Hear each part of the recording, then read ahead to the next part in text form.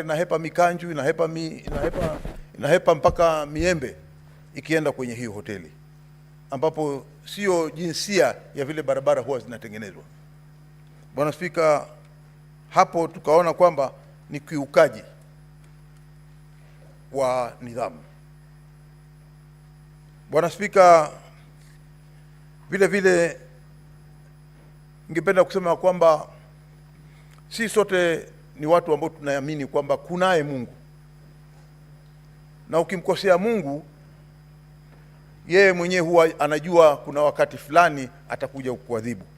Bwana Spika, tumeona ya kwamba wale ambao walikuwa wamekosewa hivi sasa kuna malipo ambayo yanaendelea.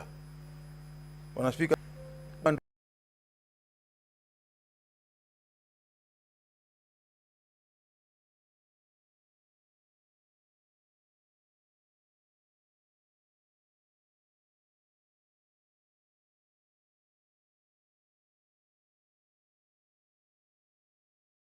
inaenda kwa ndugu yako na bibi yake na watoto wake. Tunaona hiyo pia ni ukosefu wa kuona nidhamu ndani ya familia, ambao wewe kama kiongozi wa familia unatakana uili.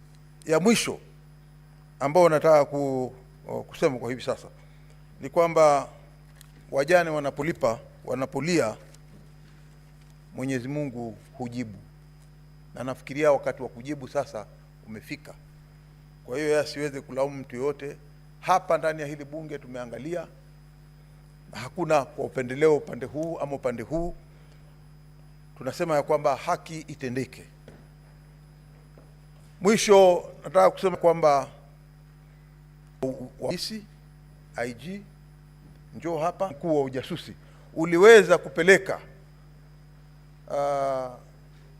ripoti yako kwa mkuu wa polisi,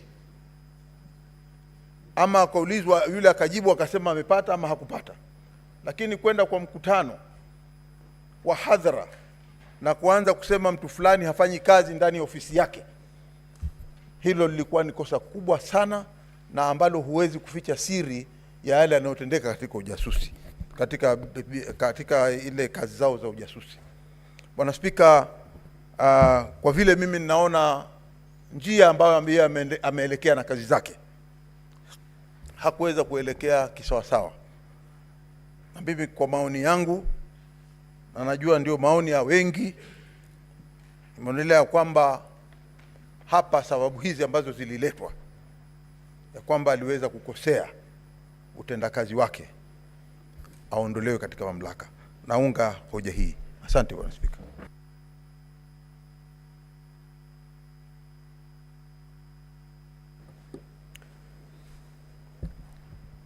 Honorable Senators, I now propose the question.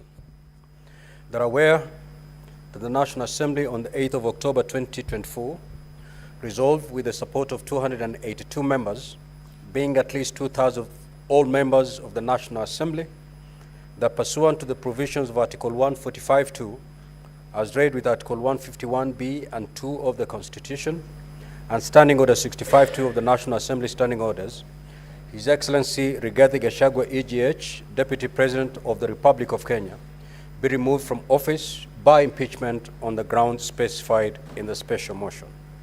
Whereas by a letter reference NA/DLP/TBO/MTS/2024 into brackets 25, dated the 8th of October 2024, and received in the office of the Speaker of the Senate on the 9th of October 2024, and the Speaker of the National Assembly informed the Speaker of the Senate of the approval of the special motion by the National Assembly, and further forwarded to the Speaker of the Senate documents in evidence of the proceedings of the National Assembly.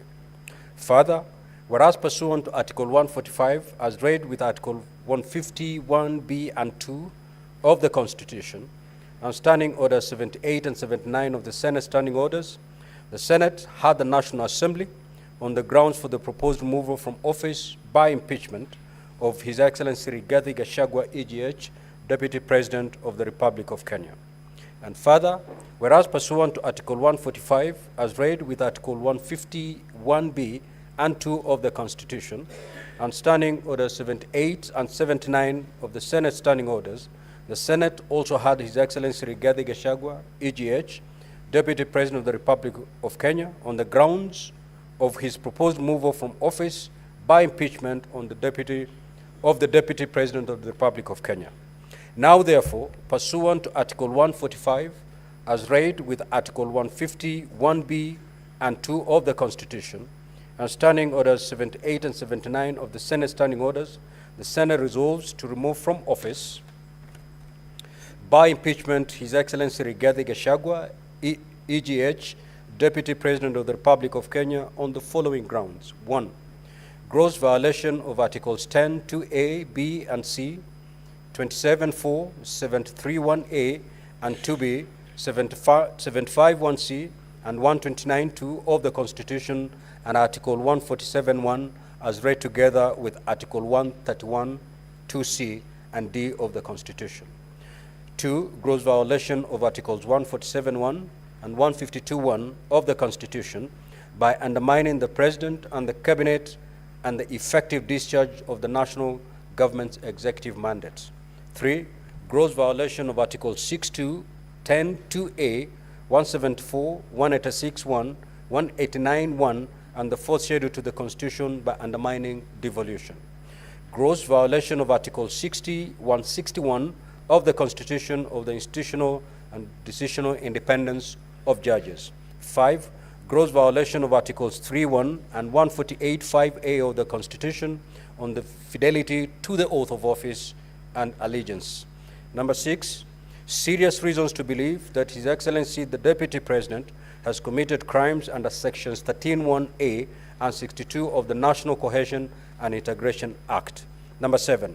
Serious reason to believe that His Excellency the Deputy President has committed gross economic crimes under Section 45.1, 46, 47A, 3, and 48.1 of the Anti-Corruption and Economic Crimes Act, and Sections 2, 3, 4, and 7 of the Proceeds of Crime and Anti-Money Laundering Act.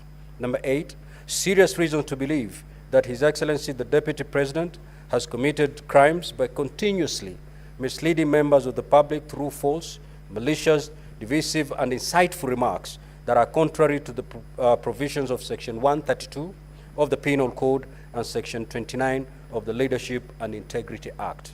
Number 9, gross misconduct that is incompatible with the high calling and dignified status of the office of the Deputy President and a member of the Cabinet and the National Security Council. His Excellency the Deputy President has publicly attacked and undermined the work of the National Security Intelligence Service and its officers. Number 10, gross misconduct by openly or publicly insubordinating the President, who is the head of state and government. And number 11, gross misconduct by persistently bullying state and public officers. Now, honorable senators, the floor is open to debate. The Honorable Senator for Nandi, Senator Samson Cheranke. As we have already agreed, you have a maximum of 5 minutes. You need not take the maximum 5 minutes. Thank you, Mr. Speaker. I want to say from the onset, this is very momentous. This is the true test of Constitution 2010, because in history we are used to impeaching governors, not the Deputy President, Mr. Speaker, sir. On this process that has ongoing, Mr. Speaker, although as I begin, I want to wish my brother and friend Rigathi Gachagua a quick recovery after that unfortunate incident. Mr. Speaker, the process largely has gone on well until the adherence of Article 50, Mr. Speaker, went to the attention. 4, does not specify the timeline on which the Deputy President removal can be listened. It is done, but to be seen to be done, Mr. Speaker. Many Kenyans are asking questions, Mr. Speaker, what really happened? Number 3, Mr. Speaker, in observation, we didn't even allow state officers, a full-time governor, Mr. Speaker, to participate. This matter was decided in Constitutional Petition 204 of 2019, where state officers were barred by Justice Eric Ogola, Mr. Speaker. When you look at the issues, Mr. Speaker, because of limitation of time, on various grounds, like for example, on the grounds for renovation of the office of the Deputy President, the funds were appropriated by the National Assembly. Yet the same National Assembly is accusing the Deputy President, who is not even an accountant. The accountant is different, Mr. Speaker. On even the aspect of devolution, the chairperson of intergovernmental IBEC is the Deputy President of the Republic of Kenya, Mr. Speaker. It is unfortunate that we are coming to circumvent the same law and accuse the Deputy President of undermining devolution, Mr. Speaker. Even on Kambini Vipingo road, Mr. Speaker, no one adduced the evidence that this road is either did not give us a wealth declaration form from EACC to show us unexplained wealth of Deputy President, 5.2 billion, Mr. Speaker. So, Mr. Speaker, the grounds that have been adduced before the House stands on the quicksand, Mr. Speaker. And if you realize, on the 11 grounds, the mover was on a fishing expedition, Mr. Speaker. And therefore, I don't know, because they say, Mr. Speaker, even when you read, I know impeachment proceedings either political, because it is impeachable, because they are neither high crimes. Look at many other aspects, Mr. Speaker. I want to challenge members, even as we go and vote, Mr. Speaker. If you see, as Francis Mboga, the play that was written in 1976, Mr. Speaker, they say, Mr. Speaker, if the madness of the nation disturbs a solitary mind, Mr. Speaker, it is not enough to say that man is mad, Mr. Speaker. Where we are at crossroads as a country, Mr. Speaker, whatever the outcome today, this country must move on, Mr. Speaker. We must proceed, Mr. Speaker. I know after today, the decision that we'll make today is not about the Deputy President. It's about the justice to the Deputy President, justice to the people of Kenya, justice to each and every Kenyan who voted for the Deputy President, Mr. Speaker. And I want to finish by reading the book of Zechariah, chapter 8, verse 16, Mr. Speaker. I am preaching today, Mr. Speaker. And may it get to the souls, Mr. Speaker. Amen. Zechariah, Mr. Speaker, 8, verse 16. And even Glenn Washington, Mr. Speaker, and Morgan Heritage in Reggae, they say a man is not guilty until it is accused of being. Mr. Speaker, in Zechariah 8, verse 16, these are things that you are to do. Speak truth to each other and render true and sound judgment in courts. Senate, my colleagues, by the time you cast your vote, think about it. It is not about Rigathi. It is not about anybody else. It's about the Republic of Kenya. Our children, our nation, Mr. Speaker. I finish by saying...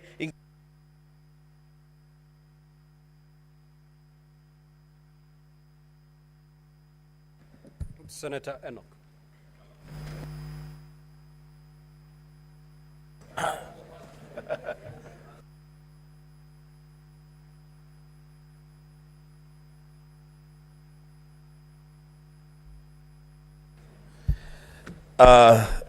Thank you, Mr. Speaker. Mr. Speaker, there is a reason why my colleagues call me Bishop, others call me Pastor. Mr. Speaker, the book of Deuteronomy, chapter 19, from verse 18 to 19.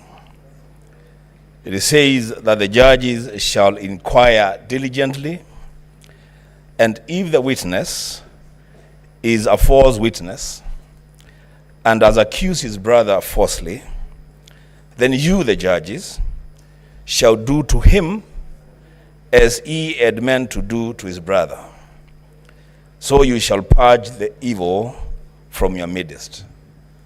Mr. Speaker, I did not know that I would be a senator in Kenya at such a time as this, being called upon to judge between the National Assembly and the Deputy President of the Republic of Kenya through a motion brought here by one Honorable Mwengi Mutuse. But Mr. Speaker, here we are, and where duty calls, I will answer the call with courage and guided by a deep desire for that which is good for our nation. Mr. Speaker, I would have expected that the crumbling relationships within the Kenya Kwanza administration would perhaps have been handled within their PG or their NEC and resolved there. But because they have chosen this path, Mr. Speaker, they have made their bed, they must lie on it. Mr. Speaker, the mover of the impeachment motion must have a very dim view of the Senate of the Republic of Kenya. He comes to us with innuendos, falsehoods, sensational statements, and dropping of numbers without a shred of evidence. So, Speaker, he begins his own illustration by saying sometimes in 2023, he goes on, the Speaker, to speak about at another forum in September 2024. Mr. Speaker, we are debating an impeachment motion of the Deputy President of the Republic of Kenya. The least that these judges would have expected, the least that this country would have expected, is due diligence on the mover of the motion. Getting every event and every date right. In fact, going down to the minute, to the second. This is a serious issue, Mr. Speaker. But, Mr. Speaker, because of time, I will say two things. One, let it be known to this House and to this country that those of us who subscribe to the ideals of the Azimio One Kenya Alliance, we believe in a president. During cross-examination and going through the evidence table before the Senate, it is clear to this House, it is clear to this country, that the idea of a government of shareholders is a foundational policy of the Kenya Kwanza administration. The signature for that policy is a cabinet secretary, and Mr. Speaker, I would dare say, don't drag the Speaker of the Senate to this because he's not part of this. Mr.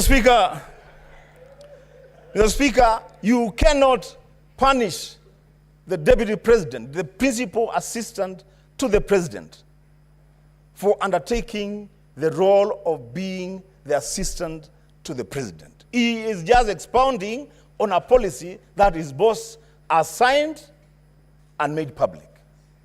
Mr. Speaker, oh my goodness.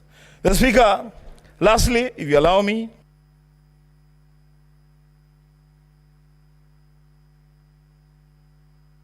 Senator Metho.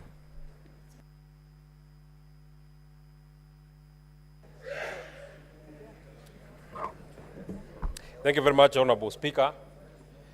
From the onset, allow me to say that I rise to oppose the motion of the removal by way of impeachment of the Deputy President of the Republic of Kenya. And Honorable Speaker, for the last 2 days, today and yesterday, we have been treated to a charade of allegations, accusations, which, in my opinion, have not been substantiated either by the mover of the motion, the Honorable Mwengi Mutuse, or the advocates who he came with, or the advocates that are on record for the National Assembly. And Honorable Speaker, I am actually quite surprised that one of the advocates who appeared to represent the National Assembly tells us that the Honorable Mwengi Mutuse, his was only to allege. This is not a trial. He didn't have to substantiate. He only needed to allege, and out of the allegation, then it should be carried, and we need to remove Honorable Deputy President from office. Honorable Speaker, Mutuse, when questions were running to him, what problem do you have with company number one? I don't have a problem with it. Maybe you will have a problem in future, but the Deputy President must be removed from office. What do you have what problem do you have with company number two? I don't have a problem with it, but it might have a problem in future, and the Deputy President must be removed from office. And he kept telling us, I don't have a problem with the next one, the next one, the next one, but the Deputy President has to be removed from office. Honorable Speaker, I posed a question to the Honorable Mwengi Mutuse. He alleged that the Deputy President has a dairy farm in Nyandarua County. The fairest thing, or the least that anybody would do to such an accusation, you need to tell us where in Nyandarua is this land. At least remotely tell us what is the title number, so that even if, as the area senator, if I want it, I don't have this 5.2 billion. Have you done a valuation? I don't have a valuation. I don't have a valuation. I don't mind. The Deputy President has to be removed from office. There is no evidence that I have in record. I don't mind. The other funnier question that we had, Honorable Speaker, is that the Deputy President has an allegation of insubordination.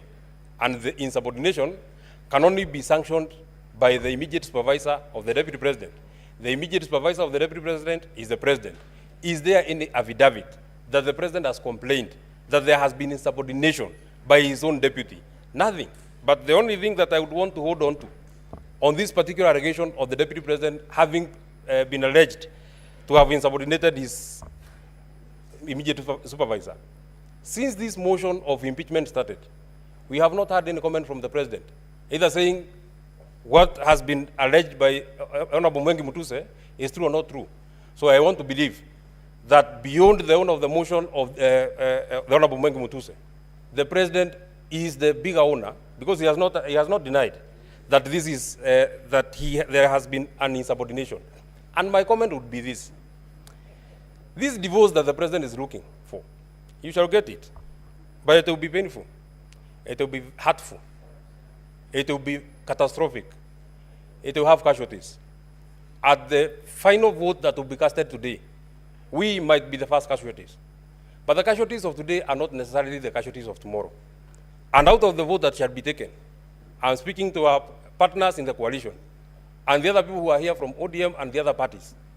This vote that you shall take today, it is not in vain that the senator for Nyandarua, it is not in vain that the senator for Kiambu, it is not in vain that the senator for Murang'a, it is not in vain that the senator for Laikipia, it is not in vain that the senator for Kirinyaga, with strict instructions from the people who elected this government, have told them to come and oppose the motion that is on this floor of the House.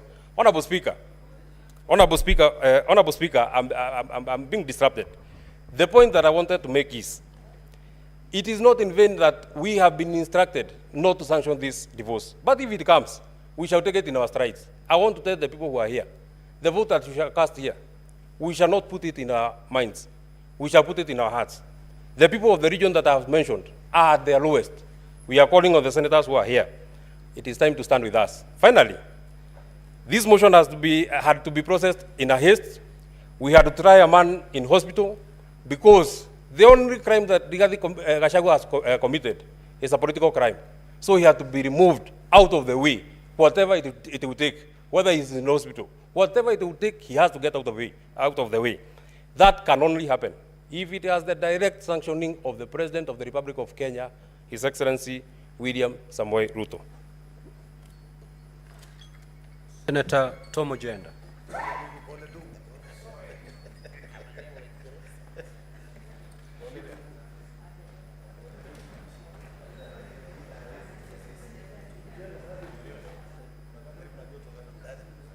Honorable Speaker, it is with a heavy heart that I stand in Senate today to comment on the motion and the 11 charges that have been proffered against the Deputy President, His Excellency Rigathi Gachagua. During today's session, when the advocate for the Deputy President made a presentation, I posed a question to the advocate.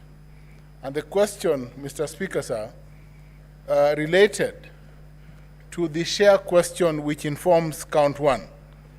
Count one is on gross violation of Article 10.2, Article 73, Article 75, 129, 147, and 131 of the Constitution.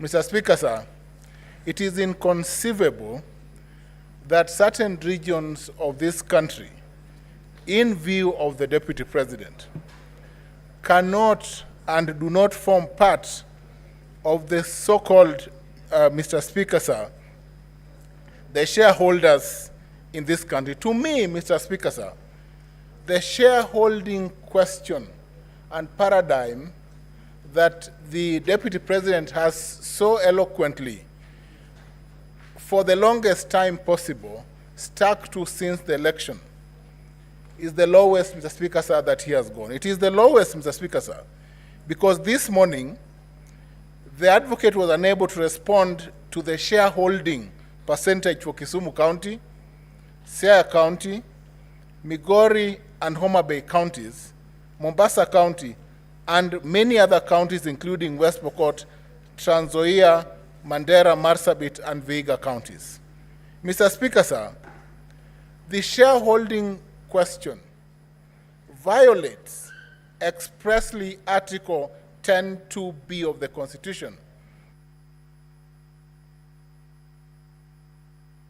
Senator Tabitha Karanja.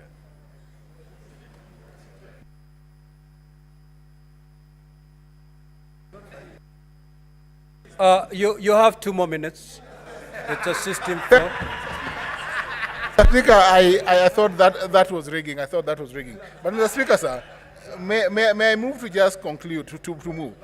Mr. Speaker, sir, the presidency of this country, and we have moved under Articles 145 to 150 of the Constitution to impeach the Honorable Deputy President. The embodiment of the role of the President at Article 131 of the Constitution, Mr. Speaker, sir, the President is the embodiment of this country. He represents this country, and therefore, Mr. Speaker, sir, any coalition agreements of any nature must crumble in the face of Article 131 upon election. The President and his deputy, who is his assistant, must, Mr. Speaker, sir, embrace the principles of inclusivity by council deposited with the registrar, Mr. Speaker, sir, that violates this principle of necessity, Mr. Speaker, sir, are unconstitutional. And it is in the face, Mr. Speaker, sir, of this first count that I will vote in favor of the impeachment of the Deputy President. Mr. Speaker, the other counts that are set out and that relate to violation of the principles of national cohesion, Mr. Speaker, sir, have been proven by the submissions made before this House this afternoon. Violation of Article 147 and 152 of the Constitution have been proved as set out in the charges framed by the National Assembly. Mr. Speaker, for the first time, let me say this, that this country must pull together in one direction. And that direction, if the President, Mr. Speaker, sir, and the Deputy cannot work together, then the interests of this nation cannot be safeguarded by allowing the Deputy President to continue being in office if his ideals are clearly in contravention or oppose the ideals that are held by the President of this country. We must support His Excellency President Ruto to run this country in a coordinated manner that Mr. Speaker, sir, brings together all the citizens of this country in a manner that coalesces all the 45. Senator Tabitha Karanja.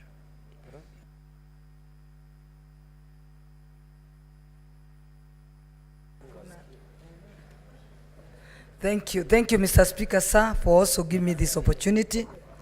And I want to take this opportunity and convey my pole to the Deputy President, and we wish him a quick recovery. The impeachment process is always very tedious and very tiring. Going through what His Excellency, the Deputy President, has gone through is not anything that you'd wish your relative or yourself.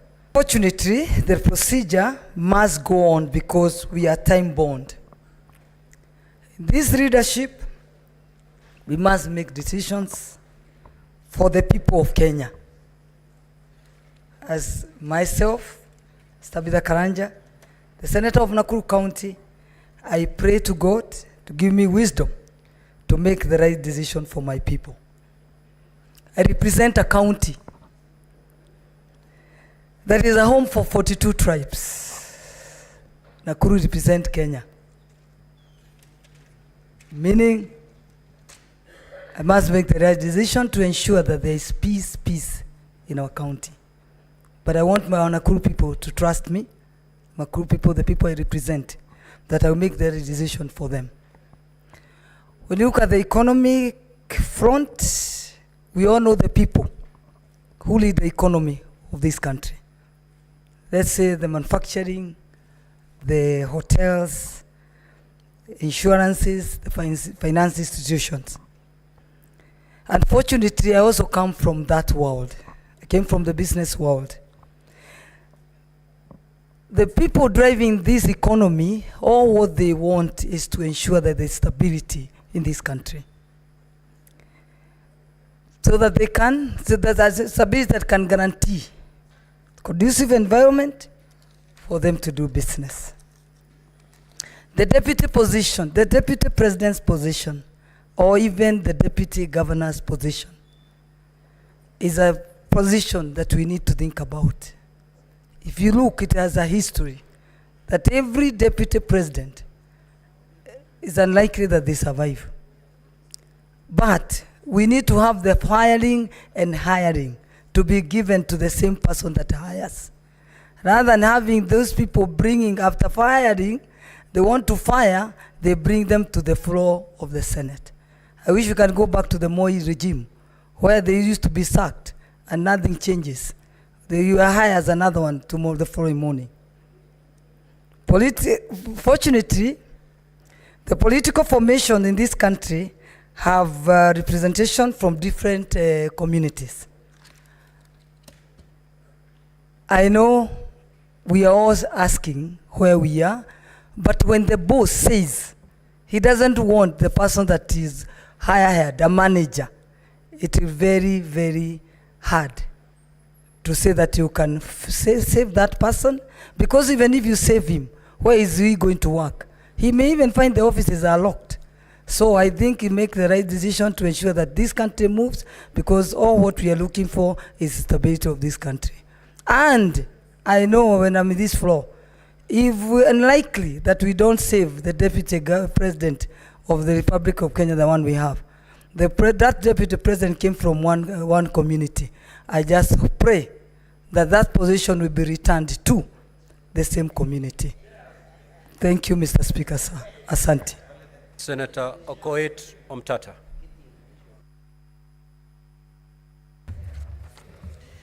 Thank you, Mr. Speaker. I stand here not to defend a good man. It's not important whether His Excellency the DP is a good man or a bad man. I stand here to defend the oath of office that I took to defend the Constitution of Kenya. And that includes giving the devil his due. When the people of Kenya, during public participation, were screaming Kufa Makanga, Kufa Ndereba, they were opposing selective prosecution. They said if Parliament has held people accountable, it should not be selected. Clause 2, on the removal of the Deputy President. The grounds for impeachment are set out in Article 145. And pursuant to Article 145, it is purely a political process, but bound by law, especially Article 25, Clause C, which requires that somebody is given a fair hearing. So the removal of the president by impeachment on any ground under Article 145 is a grave matter that involves overturning the sovereign will of the people as expressed in a democratic election. Even more profoundly, it means that the person so removed is prohibited for life from enjoying the rights under Article 38, Clause 3, Paragraph C, to be elected and hold office. To vie for, be elected and hold office.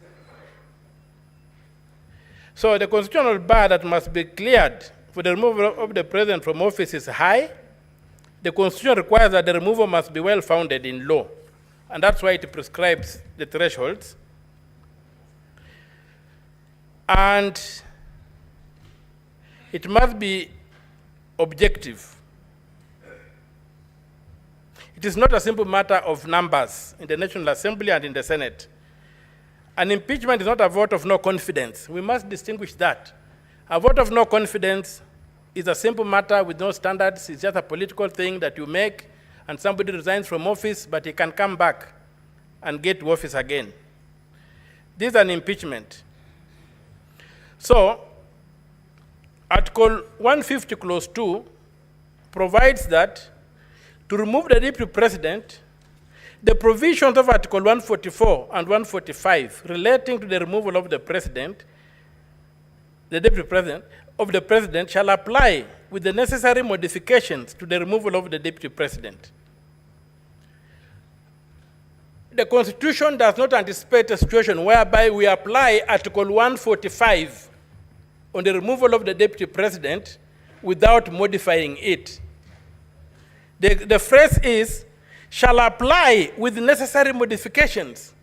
What modifications has this House made, or the National Assembly made, or Parliament as a collective made to Article 145 before applying it to the Deputy President? Can we impeach the Deputy President using the standard for impeaching the President when we know very well that the President is immune to prosecution?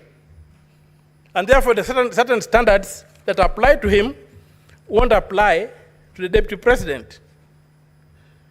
So given that the Deputy President does not enjoy those immunities, how are we protecting him?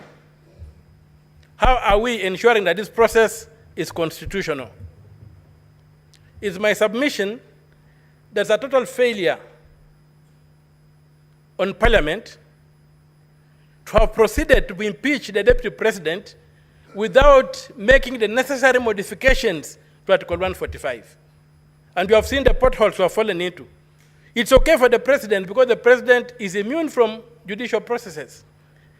But is it okay that the Deputy President should be prosecuted using the same standard used for the President? And the drafters of the Constitution. Senator Ali Roba. Thank you very much, Mr. Speaker. I'd like to time so that I don't lose my apologies. Thank you very much, Mr. Speaker. Yes, choose leaving out the critical substance of the case against the Deputy President. And as I was seated here, I was honestly hoping I'll get an opportunity to get some clarification from the Deputy President. And unfortunately, that never happened. But since we are here and the public are watching, there are issues that need to be responded to. On the issue of serious allegation that is to do with the proceeds of crime and anti-money laundering, in the affidavit of the President, the Deputy President himself acknowledged that Christo Company belongs to him. And he also further acknowledged that he has transferred Christo Company to his sons. And he went further to acknowledge in his own sworn affidavit that he has borrowed 600 million shilling in order to purchase Outspan Hotel from Abadeas.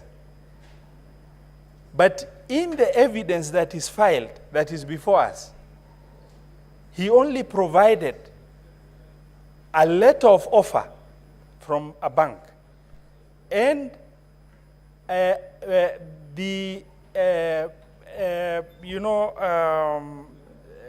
resolution of the company.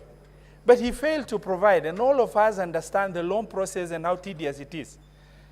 The Deputy President failed, and if you are accused and you are threatened to be removed from the office of the Deputy President, I believe that the least that was expected of the Deputy President and his legal team is to, get with clarity a closed loop by providing the evidence that is required.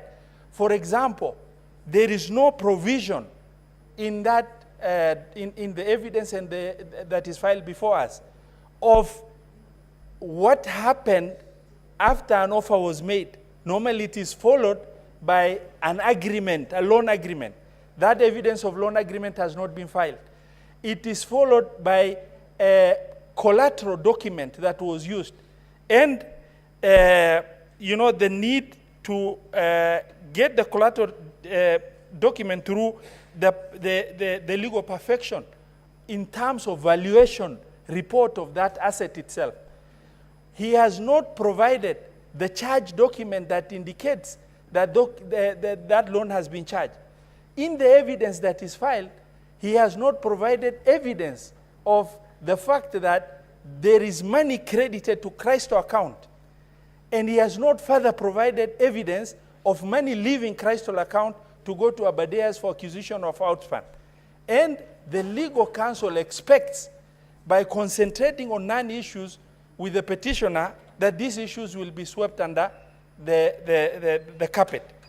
The other issue that I need to bring out, yesterday we were shown videos. The videos indicated utterances of the president in Muranga, where the president made a statement in trying to validate the statement of shareholding and the country being a company. They showed the president making a statement of nyinyi mumepata share yenu. But that was a statement of inclusivity in context, as opposed to the deputy president's statement everywhere he has gone, that is, assertive utterance of exclusivity within the population in this republic. Mr. Speaker, sir, Article 145 of the Constitution and 146, 2A indicates that should the unforeseen eventuality happens, where the president ceases to be, God forbid, the deputy president takes over to finish the term of that presidency. The question I kept on asking myself, and you sit,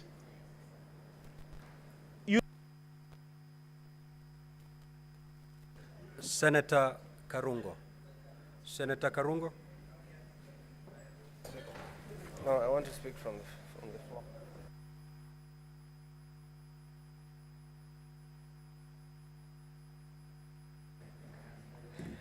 Thank you very much, Mr. Speaker, for the opportunity to oppose this motion. I stand to oppose, and I'll start from where I left by saying that children deserve the most honest and thoughtful answers. And allow me, when I give my point, to talk to my children and the children of patriots of this country, Mr. Speaker. Mr. Speaker, cutting off the neck does not cure headache, Mr. Speaker. Mr. Speaker, it is one thing to condemn a healthy person and another to condemn someone who is sick or bedridden. Today, we were told the Deputy President fell ill, and he requested for time for us to give him an opportunity so that we can hear him. But that opportunity was not granted because we're in a hurry, and yes, I think we are. I don't know to where. Mr. Speaker, this is an impeachment in absentia. And I believe, Mr. Speaker, without contradiction, that probably it is a flawed process, Mr. Speaker. And for some reason or at some point, I was not able even to know who we are impeaching. Is it the Deputy President or the Governor of Siaya, Mr. Speaker? Why am I saying that? Because our starting orders, starting order 81 and starting order 80, says when a governor should appear before us. And we saw a governor standing there, Mr. Speaker. So sometimes I was asking myself, maybe the governor impeached himself by just appearing to us, Mr. Speaker. And I want to tell you, Mr. Speaker, when you listen to Mr. Mutuse, the main witness, when we ask him questions, he was saying this is just a prima facie prima facie, prima facie. I'm not a lawyer. I Googled, and it says, prima facie says on first sight. So we are impeaching the deputy president on allegation of at first sight. Mr. Speaker, we don't even love at first sight nowadays. But we have made the process of impeaching a deputy president so easy than kicking out a nagging boyfriend or a nagging girlfriend. So I stand here from Kiambu. It's not enough in an investigation journey. Mr. Mutuse, I just imagined. Mr. Mutuse, I don't know. Mr. Mutuse, I believe. Mr. Mutuse, Senate, believe me. Even if you don't believe me in one occasion or in one ground, just take one, the one that you love, Mr. Speaker. Mr. Speaker, it's sad that my brother, a person from my area or my region, the deputy president of this country, is being impeached. And I want to talk to the majority leader, person I really respect, and also the senator for Bomet, Mr. Sigei. When we hope to save a brother, remember us when we ask you to save our brother, Mr. Speaker. Mr. Speaker, as I conclude on this issue, Mr. Speaker, he who assesses the integrity of others must exemplify an even higher standard of integrity on himself. I want to ask you members, please, Mr. Speaker, I am going to leave this by saying I'm going to vote on all 11 counts. No, no, no, no, no. I'm going to vote no. And I'm going to leave you with one quote I've read from a member of parliament from Gatondo North, who has said, Mr. Speaker, and I read, the dog is not sick, it's just afraid, facing its last 2 hours of power forever, Mr. Speaker. Those are the MPs who kicked out the deputy president. They are now calling him a dog. Maybe even this motion, Mr. Speaker, was brought by some people who are suffering from mental issues, Mr. Speaker. I'm going to say that because how do you call a deputy president is a dog and he's not sick and he's only waiting to get out of power for 2 hours? I ask you, brothers, please do not play along the galleries. Respect the deputy president, respect the people of Murima, and I leave you with Exodus 19, verse 12, Mr. Speaker. We were told if you touch a widow, you die. It says if you touch the mountain, you die. I vote no. Honorable Speaker, let me join you and the others who have sent their sympathies to His Excellency Rigathi Gachagua. We wish him a quick recovery so that he can come back. Honorable Speaker, I think it is a very unfair accusation that we are impeaching somebody whilst in hospital. It has been said here, Honorable Speaker, that nobody can predict when you can be taken ill. It can happen to any one of us. And therefore, we did not plan that the Deputy President would not be here to also be able to present his case. And as Senator Roba has said, many people were in fact waiting to also get some clarifications from some of the pronouncements that have come from the Deputy President. Honorable Speaker, I want to also thank the parties that have taken time to appear before us, the case by the National Assembly, and of course the very able representation of the Deputy President. Honorable Speaker, it is clear that the case by the National Assembly is not perfect. But I have agonized over some of the issues that have been raised by the National Assembly. And Honorable Speaker, allow me to begin with ground one, where the Deputy President is accused of violation of Articles 27(4), which, Honorable Speaker, makes it unconstitutional for you to discriminate on, among other grounds, Honorable Speaker, on the grounds of belief.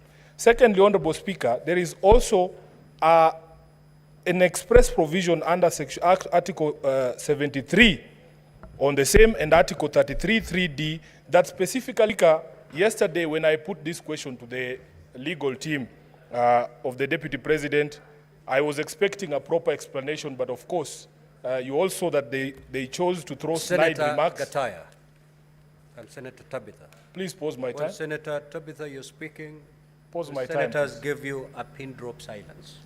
The same must be extended to the Senator for Nairobi City. Sit down, Senator Mofire. Proceed.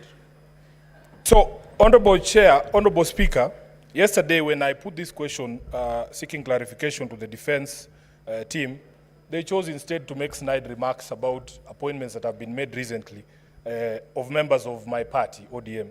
Honorable Speaker, I have agonized about some of the things that the Deputy President has said. In fact, in my entire time as an elected leader, I've met the Deputy President only once, and this is the second occasion when he was in the House. And both of them, honestly, were very sad events. The first one was a funeral, and these proceedings can also be likened to a political death. To hide behind these coalition agreements, I have agonized over what to do with an agreement, Honorable Speaker, that ousts the mandate of constitutional bodies. For instance, Honorable Speaker, you are told that in the agreement, positions that essentially are supposed to be available to all Kenyans through advertisement by the Public Service Commission, like permanent secretaries, have already been dished out. So what am I supposed to do with a contract that ousts the mandate of the PSC, a constitutional body? What am I supposed to do with a contract that ousts the mandate of this House, Honorable Speaker? For instance, to vote for the person who sits in the chair that you sit in.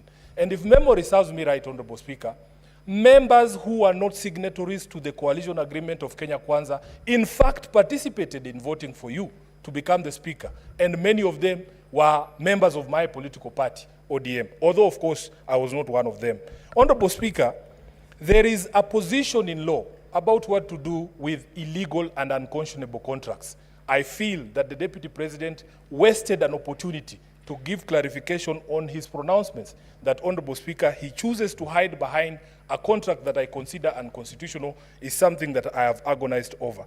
Honorable Speaker, one C and Ford Kenya, and somebody said that it is Western Kenya.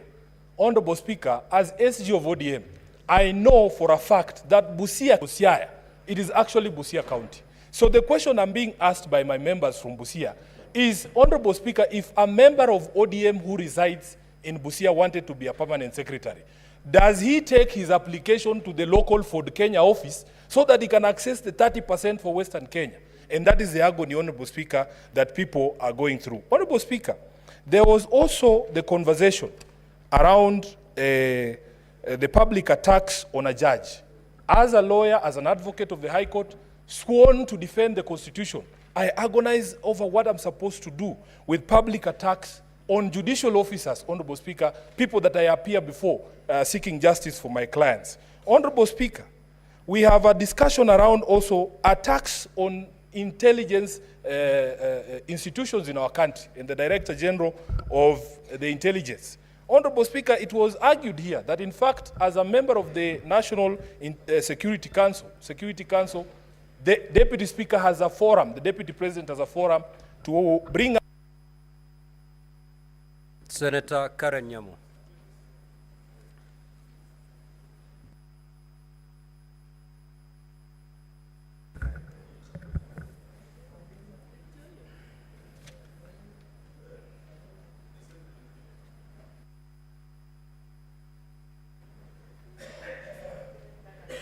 Thank you, Mr. Speaker.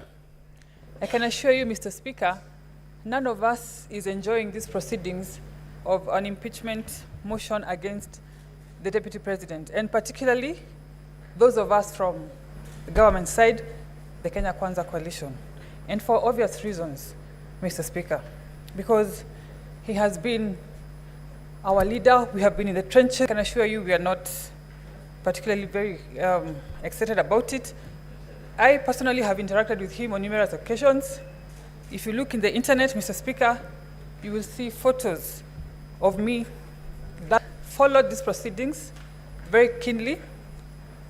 All the 11 counts, one that the gross violation, the one that talks about him being a principal assistant of the president and an extension of the presidency, Article 147, that talks about his insubordination, and one that Sifuna has talked about, Article 160, that deals with undermining public institutions, and particularly the judges, Mr. Speaker. I have been born and grown up in Nairobi County, in Eastlands particularly. And where I come from, when we grow up, we are not even aware of each other's tribe. Our neighbor could be from any other tribe. And so when I hear the Deputy President talking and allocating shares to citizens, I am aware that he's excluding more than half the population of Nairobians from service delivery, the same people that me and Sifuna are always here fighting for, every day, for allocations and for services, Mr. Speaker. And as if that was not enough, he was in the CBD the other day, addressing Nairobians in the Kikuyu language, assuming that all Marikiti traders are Kikuyus. Mr. Speaker, nothing can be further from the truth. And sowing seeds of tribalism in Nairobi is very, very dangerous. If you have seen the slum setup, where people live together, all tribes together, I do not want to imagine if you sensitize these people and make them aware of their tribes and their lack of shares in their own country, Mr. Speaker. And finally, in future, I want to call upon presidential candidates to make it a very critical attribute of their running mates to have political maturity and to have a national outlook, Mr. Speaker. Because to some extent, we want to put some blame on the president, because we are wondering what he looked at when he picked his running mates. Thank you, Mr. Speaker. Senator Kajwang.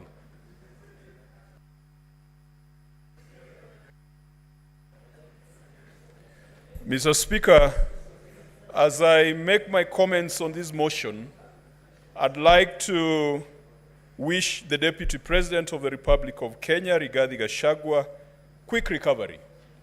He is still the President of the Republic of Kenya as at 9:19 p.m. on the 17th of October until any decision is made. He's still the Deputy President of the Republic of Kenya. We pray that God gives him the strength and God gives him good health to continue pursuing that responsibility. Mr. Speaker, the Council for County Assembly began his opening statement and his National Assembly, that is the Venerable James Orengo, with a quote from Scripture. Mr. Speaker, allow me also to go to Scripture. And this time I will go to the book of John. In the book of John, chapter 8, we get the story of the adulterous woman.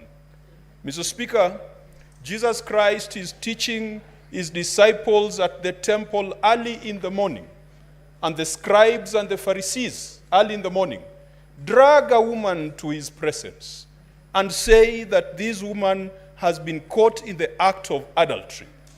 The Bible says that she has been caught, and I quote, in the very act of adultery.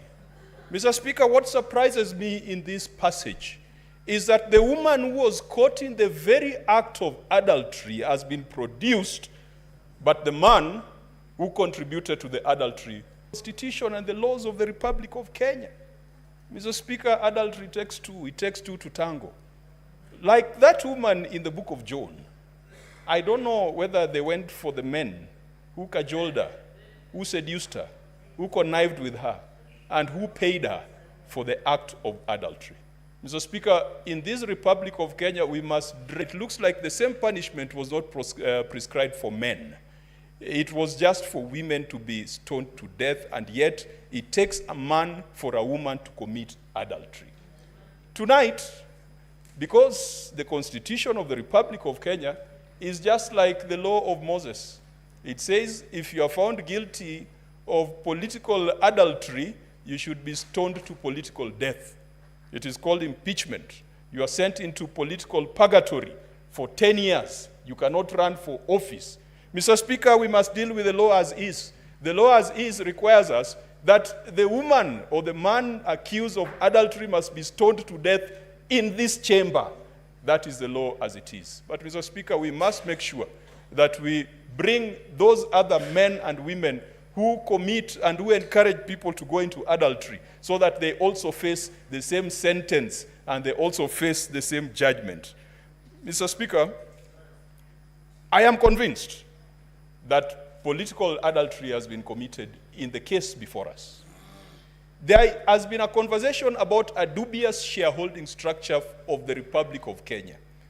If the Republic of Kenya was a corporation, as we have been told, or if it was a political party, then we would have 56 million equal shareholders, from Moyale to Vanga, from Nyatike to Nyandiwa, from Bumala to Malaba. Mr. Speaker, it cannot be restricted to a geographical entity called a mountain.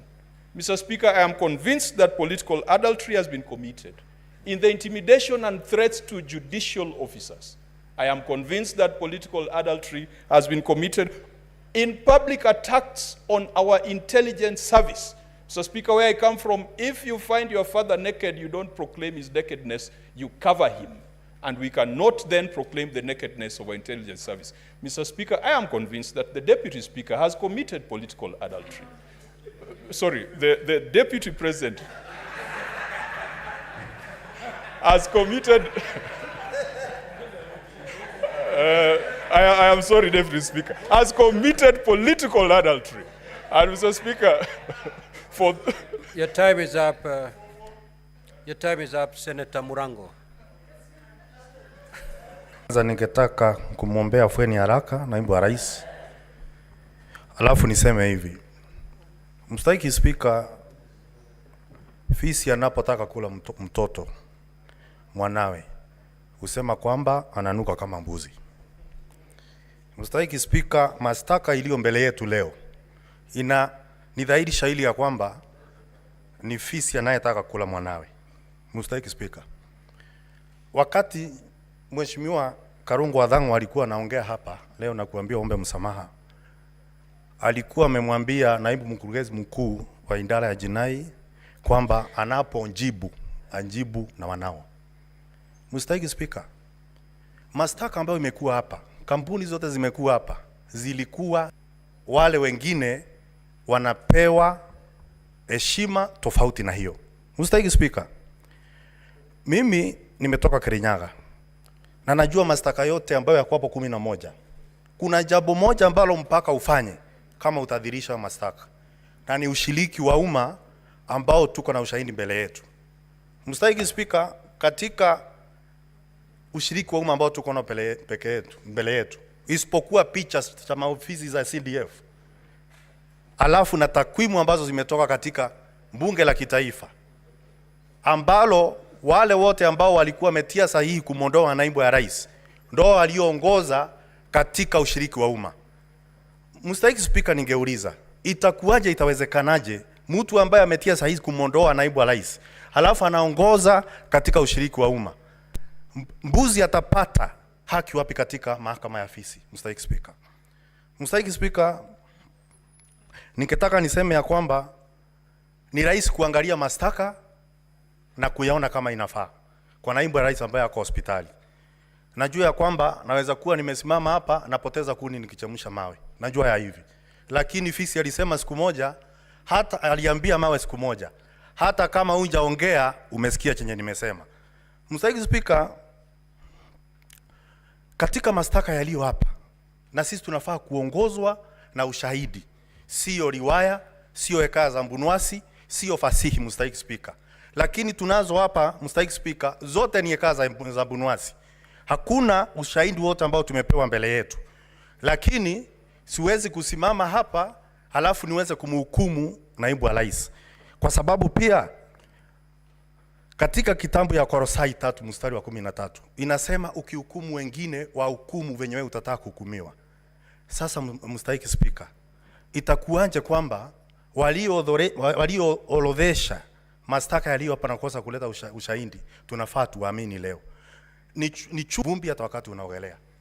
Mstahiki Spika, mahali nilikotoka mimi nataka kitu ya kwanza kufanya ni kuwakilisha watu wangu, na waliniambia kwamba ushiriki wa umma ambao uko hapa hawakuhusishwa vilivyo, kwa sababu walioenda kule mashinani kufanya ushiriki wa umma walienda kufanya ushiriki wa umma wakijua matokeo yake. Mstahiki Spika, na kwa hivyo mimi nimeambiwa na watu wangu kutoka Kirinyaga yale mashtaka yote ambayo yamewekwa hapo na kwa sababu tumekuchagua wewe uende pale utuwakilishe, tafadhali ukienda yote usikumbalie na hata moja. Mstahiki Speaker, Mswahili usema lilompata peku na ungo ni lilo.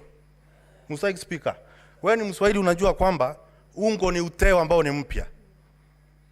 Peku ni uteo, ungo ni uteo ambao ni mpya. Peku ni uteo ambao unapepetea ambao ni mzee. Namwambia siku ya leo maseneta tukimhukumu naibu ya rais yanayompata leo, hata nyinyi mjue siku moja inaweza kuja ikampata.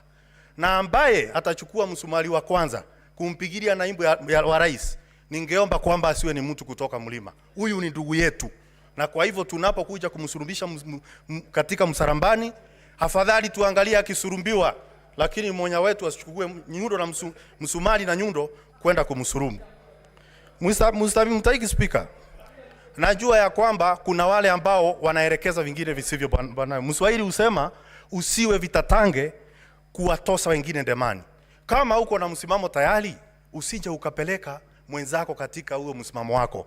Tunafaa kuzingatia ushahidi, tunafaa kuangalia kwa haki, kama maombi yetu ambayo tuko nayo katika seneti kwamba tutaangalia kila kitu kwa haki na uaminifu. Asante sana Mstahiki Speaker. Now, honorable senators, we had it for another half an hour so that we terminate at 10. Is that okay? You know, honorable senators, we have to vote for 11 counts individually. So we will do an extra half an hour, then we terminate. The Honorable Olekina, Senator. Abuse this notion that an impeachment process is an attack of the mountain region. Mr. Speaker, an impeachment process is a vital process of holding public officers, state officers, accountable. Mr. Speaker, I've heard on various occasions from my colleagues, those who oppose this motion, that we are targeting the mountain. I beg to differ, and I do so with the following findings. There is a lot of movement in the chamber, Mr. Speaker. Honorable senators, and Senator Lekina's. Let's take our seat, please.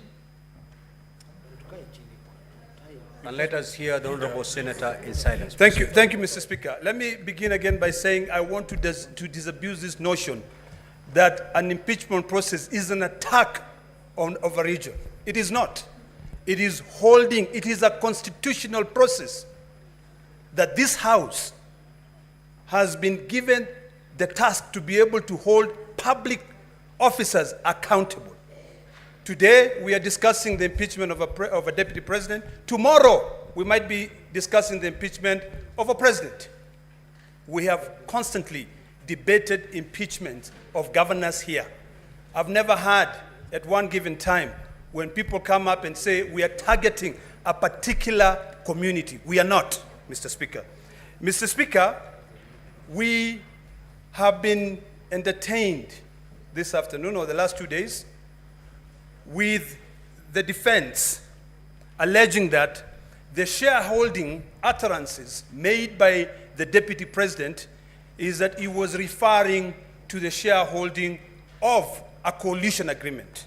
And Mr. Speaker, we were demonstrated here that the Kenya Kwanza coalition agreed upon how they can be able to share different, positions in government. In fact, I thought they would say that the Speaker of this House was also negotiated. I believe when the Speaker of this House was proposed to be voted for, he was voted for by all the senators. And never have I seen the Speaker giving preference to the people of the coastal region.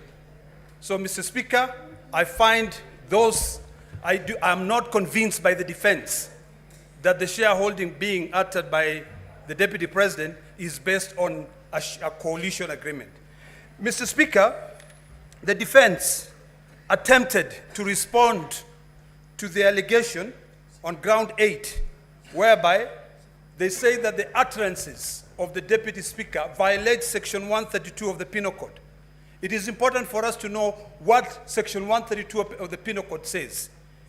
it actually make it illegal to utter, print, or publish words or acts that brings into contempt the lawful authority of a public officer. The decision made by Justice Esther Maina in her capacity as a judge of the High Court is protected by the position that she holds. So it is a bit unsensical for the Deputy President to go. The Deputy President has got a forum. Article 240 of the Constitution puts him as one of the key members in the National Security Council. He has got a forum to be able to go out there and express his dissatisfaction with the NIS. When he calls a press conference and outright says that the Director General of the National Intelligence has completely brought that service into a halt, he was exposing the secrets of this country, and what he was doing is that he was actually saying that we have got no control. Mr. Speaker, if for anything, today I'll cast my vote based on various issues. One, on shareholding. Two, on the violation of Section 132 of the Penal Code. Three, on the issues of cohesion. I listened to the gentleman from Kempsett this afternoon when he said that he had to sit for hours at ESCC to be able to come out with one billboard. One. He was called on the 11th. When the defense were trying to justify that, instead of actually reading the recommendation made by the Senate, they were going through the submissions of one of the witnesses who appeared before my Committee of Health. So, Mr. Speaker, I'm convinced. Senator Seki. Thank you very much, Honorable Speaker. I also want to put my voice to this motion of the proposal to removal of the Deputy President of the Republic of Kenya, Honorable Rigathi Gachagua, as a motion by Honorable Mutuse.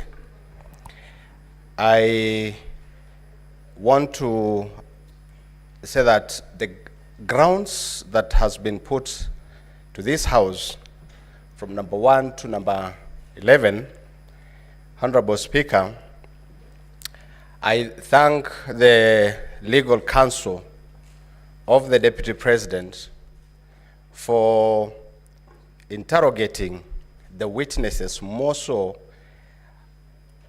Honorable Mutuse being the lead witness and the mover of the motion. Honorable Speaker, I want to put to this House that I am unable to see evidence that has been put in place for the 11 counts, 11 grounds in this motion. Honorable Mutuse was unable to demonstrate on issues that has been raised in this motion. Particularly, can go to 1 or 2, the motion or the counts 7 or charge 7, where the Deputy President was alleged to have a 5.2 billion within his assets within that small period of time. Honorable Speaker, I understand that this witness was not able to explain and demonstrate that the Honorable Deputy President got the 5.2 billion because 5.2 billion was received, or was the Deputy President received because of this, from this company, from another company, or this other company. There was no evidence on this count. Honorable Speaker, the kind of impunity I've seen in the issue of listing 22 companies without evidence of what the track of the monies or funds that has been done or that has been used to demonstrate that these companies are doing business with government was not there. This is impunity of a high order. To bring 22 companies and you are unable, as a move of the motion, to explain that this company A, company 1 to company number 22 have received or got money from government or from government institutions. But you just put it on the motion and it becomes something to impeach the Deputy President. Honorable Speaker, we have seen where the Deputy President is alleged to have conspired with a company, Agro-Brick Investment Limited, where the control of State House, as an accounting officer of the State House, signed the contract, and it is brought to the motion that this contract and this company is alleged to have been a company to remove the Deputy President. Honorable Speaker, this House this afternoon received a report from the legal counsel of the Deputy President that the Deputy President is sick.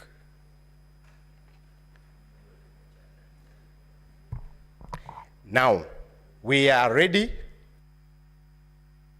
Senator Faki.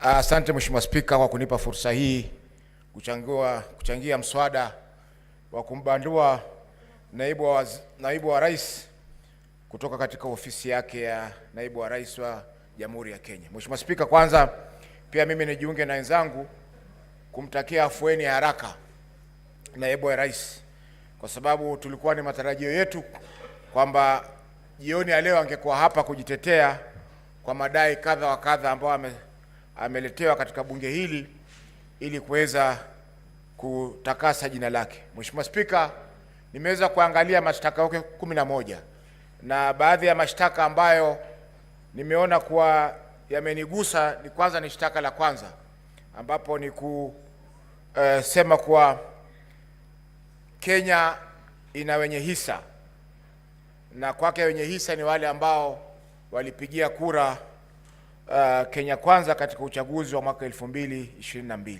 Mheshimiwa Spika, hiyo imebagua makabila zaidi ya 47 katika nchi yetu. Na sisi ambao tutatoka pwani, ambao kutoka mwanzo pwani ilikuwa si koloni ya Kenya, ilitupa mshtuko mkubwa kwa sababu tuliona kwamba tunazidi kutengwa katika mamlaka ya Jamhuri yetu ya Kenya.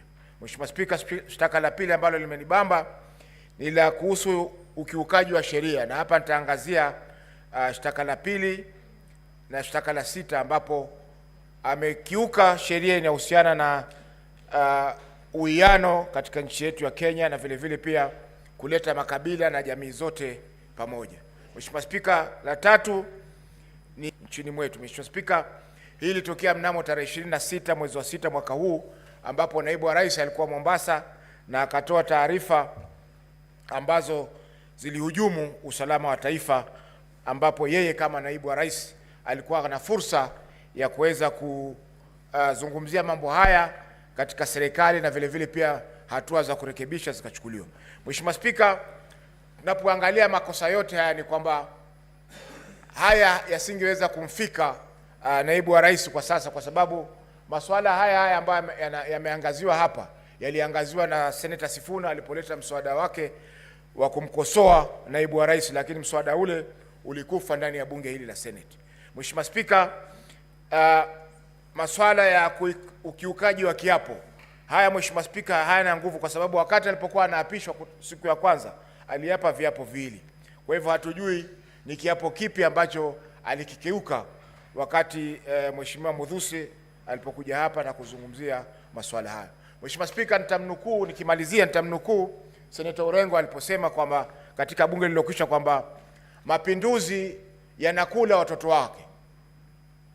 Kwa Kiingereza, revolutions eat their own children. Na hii tunaona kwamba mapinduzi yameanza kula watoto wa Kenya Kwanza, wakianza na mtoto mkubwa kabisa ambaye ni naibu wa rais. Kwa hivyo ni masuala ambayo yameendelea katika bunge hili. Bunge lililokwisha tuliona hapa Profesa Kindiki aliteta sana hapa, lakini vile vile mapinduzi yakamla. Kwa hivyo ni kwamba lazima tujenge siasa katika nchi yetu ambazo zitakuwa ni siasa za kusonga mbele. Tukichaguliwa kama viongozi, tuzungumze masuala ya kitaifa.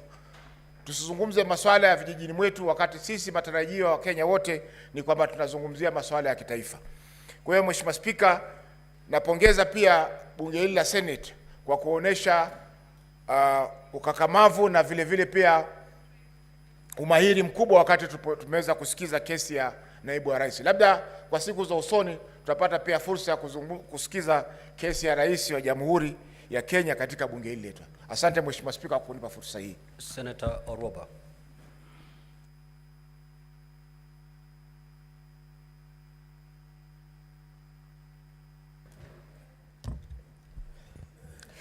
Thank you, Mr. Speaker. First of all, I want to say that this is not about a relationship. It's not about a friendship that has deteriorated. I have been hearing people say, if it's about a relationship, if it's about a marriage that has broken, why don't they go back and make peace and come together? No, Mr. Speaker. These two individuals, His Excellency the President and the Deputy President, did not come together so that they can live happily ever after and have children, Mr. Speaker. They came together so that they could deliver development to the people of Kenya, Mr. Speaker. So this, what we have been doing here for hours and hours, it pains me when I hear people saying, you know, about adultery and relationships and what, and I'm wondering, no. We have been here because of 11 counts, Mr. Speaker. A very serious impeachment motion because of not 2, not 3, but 11 counts, Mr. Speaker. In my condition, I have had to sit here and go through all 11 counts to understand which one actually has been substantiated and which one holds water. So no, this is not about a relationship. And we should not expect that because they came together, they should now go and sit somewhere and make peace. Now, and you know, stop disturbing us. No, Mr. Speaker. 11 counts of an impeachment motion is something very serious, Mr. Speaker. Substantiated, Mr. Speaker. Substantiated 9, Mr. Speaker. But 4 counts, ground 2, when you talk about undermining a cabinet decision. How did we not have the witness come here to speak so that we can be able to understand? Some of us, we don't sit in cabinets, and we need to understand what a cabinet decision is, how it is undermined. Mr. Speaker, the witness was not produced. We had another witness who did not come here in terms of undermining devolution. Governor Sakaja signed an affidavit, but then did not appear, Mr. Speaker. People must respect the Senate, because when we are sitting here to analyze 11 counts, Mr. Speaker, honestly, in all fairness, they should at least be substantiated to some level. However, Mr. Speaker, I have lived through the post-election violence of 2007, 2008. And it is very strange that 2007 I was also pregnant, Mr. Speaker. And when I remember, Mr. Speaker, the things that triggered the post-election violence, Mr. Speaker, in 2008 of January, it was such utterances such as Musiguze Mlima, Mr. Speaker. They started as a joke, and before you knew it, matatus were being stopped and people were being asked, get off the matatu and showcase your IDs, and arms and limbs were being chopped off, Mr. Speaker. So we might think it is a joke, this shareholding narrative, Mr. Speaker, but having lived through that post-election violence, and I remember very well, Mr. Speaker, that I even had to choose the people who are operating, you know, on me in 2008, because I was afraid, you know, as kisses, we love everyone. People always think we are traitors because we welcome everyone. So at that time, the attack on us was from both sides, Mr. Speaker. And so therefore, I do not take this shareholding narrative as a light thing. I do not take this Musiguze Mlima as a light thing, Mr. Speaker, because I have been affected directly. And on that count, Mr. Speaker, I definitely have seen that it has been substantiated. We have seen the evidence, and we have even seen repeated utterances of causing divisiveness in this country, Mr. Speaker. And I want to say today, Mr. Speaker, this country is not about one person. It is not about William Ruto.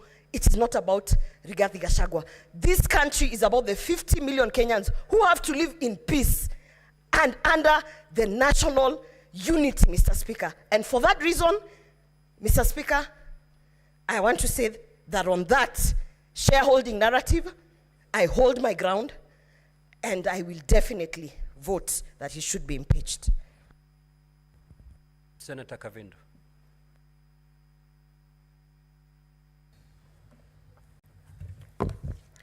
Thank you, Mr. Speaker, for giving me this opportunity. Let me start by telling His Excellency, the Deputy President of this country, Pole Sana, and we wish you a quick recovery. Two, Mr. Speaker, I want to quote a scripture which has been quoted here, John 8:7. Jesus told the people who took that woman before him, whoever has no sin to be the first to take the stone and throw at that woman. And when he bent down, when he came up, there was none of them. All the men had gone, only the woman was standing there. And he told her, go in peace, your sins have been forgiven. Mr. Speaker, when I talk like this, I'm saying that the other day we had the Deputy President publicly ask for forgiveness.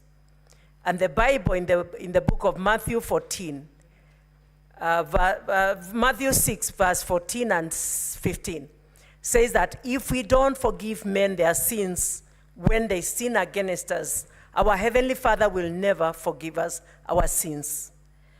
And talking like this, Mr. Speaker, I want to say the mover of this motion, he was asked questions, and people even outside on media are laughing and asking what kind of a lawyer is he, because he could not answer many of the questions, because I think he was not aware of what, of the motion. To me, it seemed like it was drafted by somebody else and he was given just to table it. Mr. Speaker, I want to say, even the last speech of the National Assembly, they said on impeachment, it is not necessary or important to substantiate every allegation and even to make sure that you have all the evidence of the allegations, because this is not like court. And I thought, as a Senate, we sit here as a court. And whatever ruling we give here is acceptable. And so I wonder why one would stand and say that they could not, it is not a must that they substantiate beyond reasonable doubt. I believe if we are impeaching a person, we should, all the accusations must be substantiated and beyond reasonable doubt, because that is one's career we are about maybe to ruin. And this person has a family. This person has a career. When I think of Waititu, when I think of Songo, for 10 good years, they cannot stand on any elective office. And I had... Honorable Senators. Senator Methu, you are heard in silence. Senator Fonandi, you are heard in silence. Thank you, Mr. Speaker. Extend the same treatment to Senator Kavindu. Thank you, Mr. Speaker. And Mr. Speaker, it was just the other day, I had Majority Leader and many of us here say that Songo was impeached for no good reason. How do we reverse what we have already done on this, in this Senate? So, Mr. Speaker, I want to say, before we impeach anyone, we must substantiate all the charges and make sure that it is not something that we are going to eat back our words and start saying we did a mistake. Mr. Speaker, I stand here to say no to this motion. Senator Kathure Murungi. Thank you, Honorable Speaker, for this opportunity also to make some comments, one or two comments on this important exercise. Mr. Speaker, many Kenyans are wondering why the Deputy President is being impeached. And they are saying if he is to be impeached, him and the President should be impeached at the same time. Mr. Speaker, the articles in the Constitution, our Constitution has given the National Assembly and the Senate this mandate to do this exercise of checks and balances to our public officers. And Mr. Speaker, Article 145, which we used this afternoon even to determine whether to proceed or not, is very elaborate on how to the process of impeaching the Deputy President or the President. So, Mr. Speaker, we are here because the Senate actually has been, on several occasions, we have brought deputy governors, and now the Deputy President. Mr. Speaker, kindly protect me from this. Honorable Speaker, Mr. Speaker, kindly protect me from some noise from behind. Senator Fernande. So, Mr. Speaker, I was saying... Just move to your seat, your normal seat. Mandate. And therefore, I will ask Kenyans that they should bear with the Constitution. It is the Constitution which has brought us where we are. I want to thank the parties that were here representing the National Assembly, Mr. Speaker. All these senators have been sitting as judges for the last 2 days and nights. And Mr. Speaker, it is only that this is a court, like a high court. Only that judges in the high court or the courts do not discuss the cases that they handle, but they meet and discuss, and then they make the decision. And then the decision is led by maybe the president of the court. But because, as was envisaged since independence in 1963, because, Mr. Speaker, where we are, a decision will be made by the Senate in one way or the other, either to impeach the Deputy President or to appoint, or not to impeach, not to impeach, Mr. Speaker. And I want to talk to the people that represent of the Meru people. And I want to assure them that their future will be bright, if not more bright, Mr. Speaker. And what they need is service delivery, not divisions. Some are soft decisions or hard decisions, Mr. Speaker. I want to encourage all, no matter what the circumstances, be thankful and continually give thanks to God. For this is the will of God for you in Christ Jesus. So whatever you do, thank God. Whatever happens to you, thank God, because we always should give thanks to God. Thank you very much, Mr. Speaker. Senator Christo Lasige.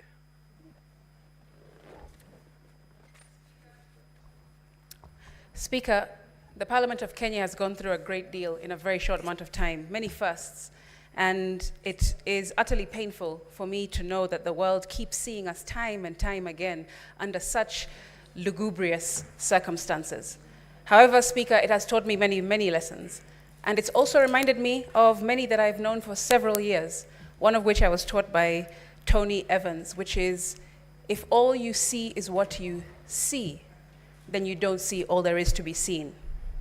Speaker, I have never met the Deputy President. In fact, in the last 2 days, the first time we've ever shared any space together. And to be honest, I don't think that we have much in common, personally. However, instead of going to the Bible, I want to go instead into my own experience and draw some parallels. Mr. Speaker, I, of course, people know that I have glaucoma, and I've been fighting and battling it for several years of my life. And Speaker, when I first got my diagnosis when I was just a teenager in high school, I was told that it was imminent. There was no running away from my condition. And I didn't know at the time that I had anything that was going on. I was just going about my life, but inside of me and around me, there was a condition that was building up and building up and building up, and I had no idea what was going to happen and in front of my face. Mr. Speaker, the parallels I draw with my life and the current hearing that we are sitting in today is that the Deputy President did not foresee this happening to him either. Mr. Speaker, I have also drawn parallels of feeling out of control, which I assume that he feels. Being given a diagnosis that seems imminent, that he cannot stop. Mr. Speaker, I also feel that he is probably feeling fear. That's what I've heard. Mr. Speaker, feeling betrayed, feeling angry. And I felt all those feelings because of a situation that I can draw parallels with in this hearing. And Mr. Speaker, I have been fighting and fighting, pleading and praying, trying everything in my power to mitigate, to stop, just like he has been doing in the last several weeks that this has been going on, Speaker. And it's funny that it's Blindness Awareness Month this month in October, because there are many lessons, like any kind of battle. Even when they feel isolated, there is something called golfer's elbow, which I learned. Golfer's elbow is the idea that, or is a condition that golfers usually have when they hold on to the grip of their club too tight for a long period of time, and they end up injuring their wrist all the way up to their elbow because they're holding on too tight to an outcome, too tightly. And I've learned that sometimes you just have to let that go. And I hope that the public can take that away from this situation. Mr. Speaker, we must move away from hegemony, the idea of being dominated by one group or a person or a company or a state, because we are a democratic republic and we need to move away from such ideology, such utterances, such behavior, Mr. Speaker. However, in the 11 counts, I have seen many that have no evidence, and I've seen some that do have some evidence. But I have not been particularly given confidence by the witness-in-chief, the mover of this motion, when I saw him up on the stand, Mr. Speaker. Although none of us can relate to what it's like to being a deputy president in this room for sure, we can definitely relate to the lessons that I've just mentioned. Mr. Speaker, make decisions today that will not betray you tomorrow. That's one. I also want to share that even though you're in a battle, whatever that might be, financial, personal, medical, whatever it is that you're going through at the moment and you feel like your back is on the wall and everything, all the odds are against you, remember that it gets better. You do better. You will experience better. And we will become better, Mr. Speaker. I will finish, and I hope that the senators will remember what I said to them yesterday from the Bible, Proverbs 17:15. Senator Newton.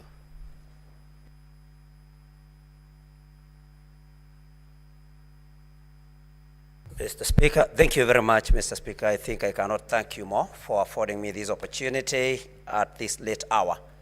Mr. Speaker, I stand right from the onset to say that I oppose this particular motion, Mr. Speaker, and I have reasons for doing so.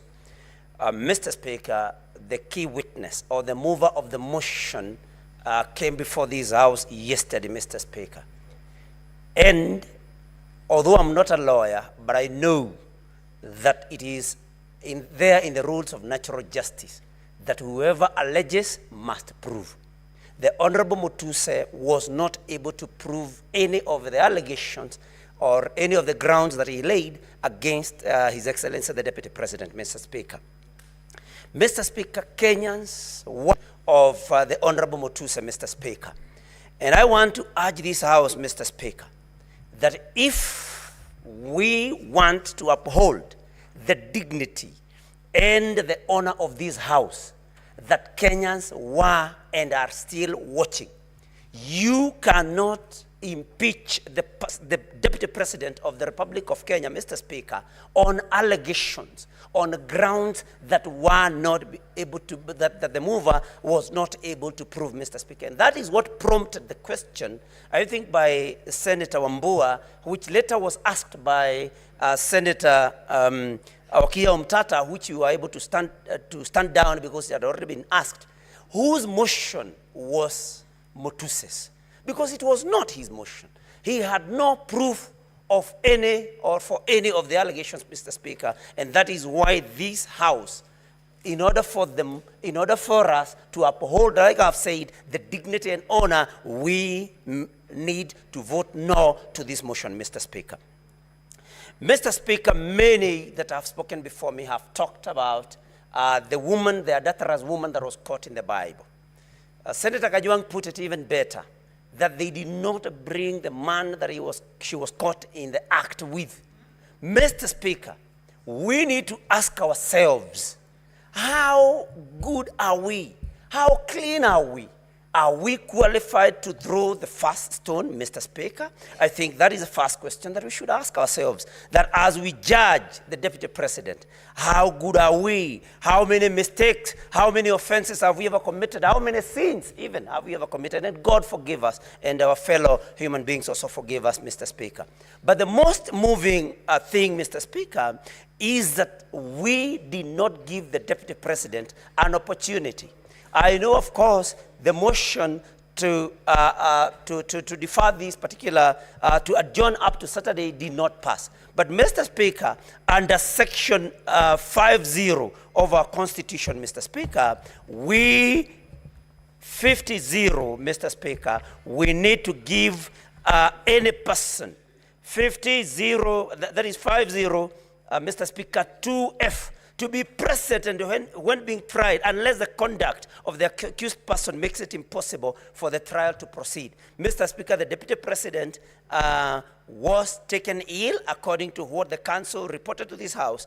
And, Mr. Speaker, we did not give him an opportunity. Mr. Speaker, I draw your attention also to our Constitution, Article 145, Clause 5, the President shall have the right to appear and, not or, and be represented before the special committee, Mr. Speaker. We did not give him that opportunity. Mr. Speaker, because I can see my time is wearing out, if not for anything, Mr. Speaker, I ask this House, you cannot condemn a sick person. Any one of us can get sick.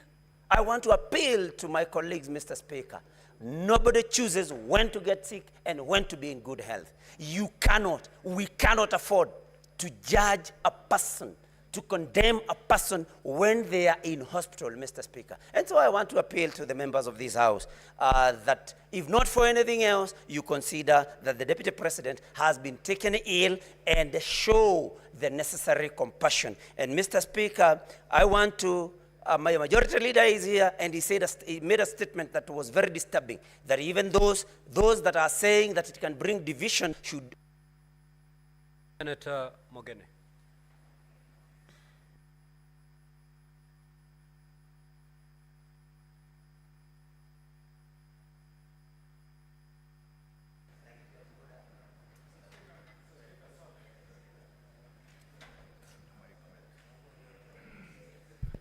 Mr. Speaker, sir, first on my own behalf and on behalf of the people of the great county of Nyamira, I want to send recovery.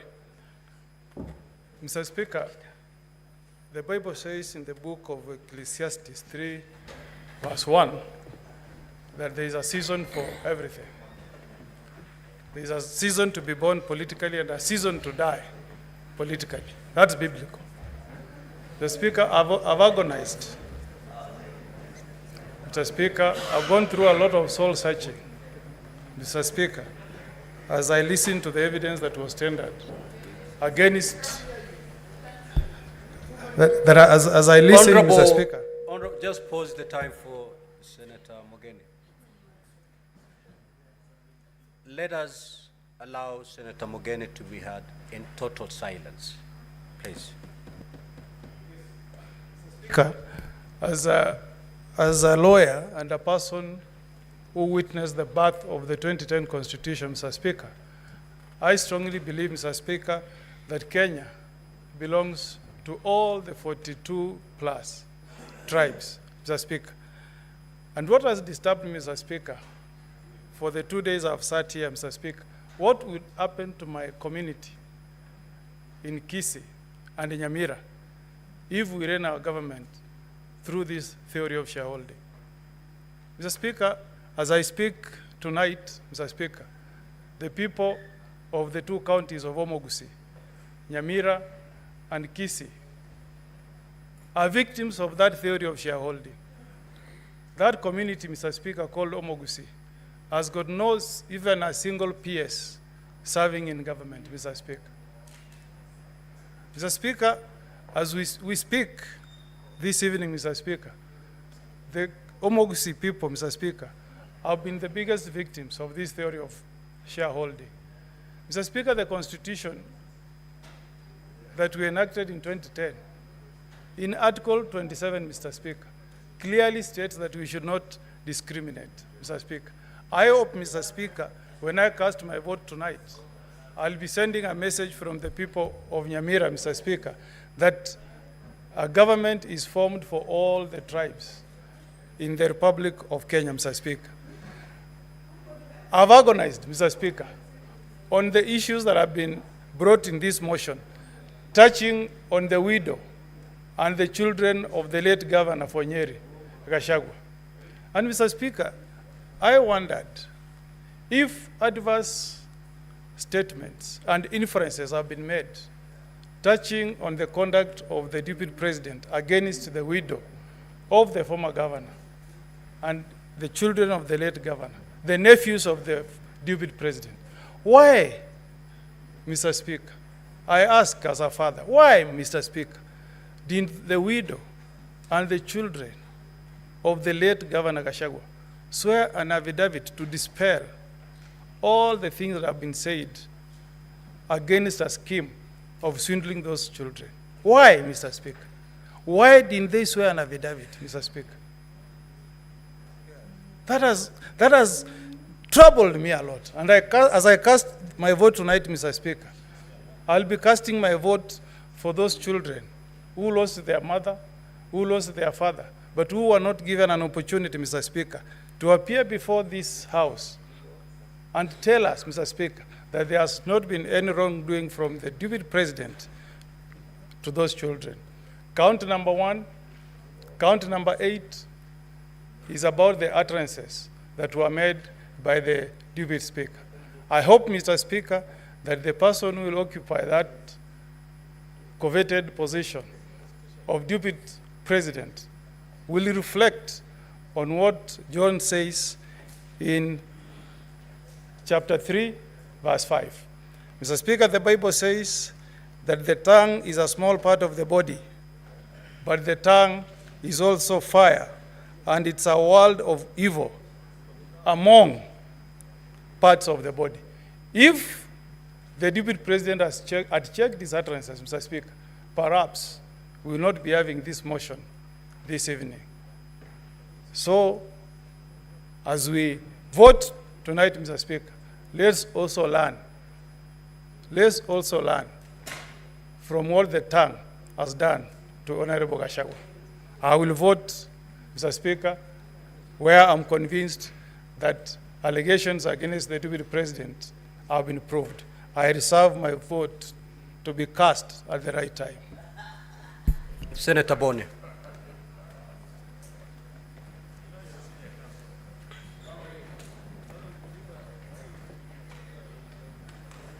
Thank you, Mr. Speaker. Mr. Speaker, the position of the Deputy President of Kenya is very high. It is a very high calling.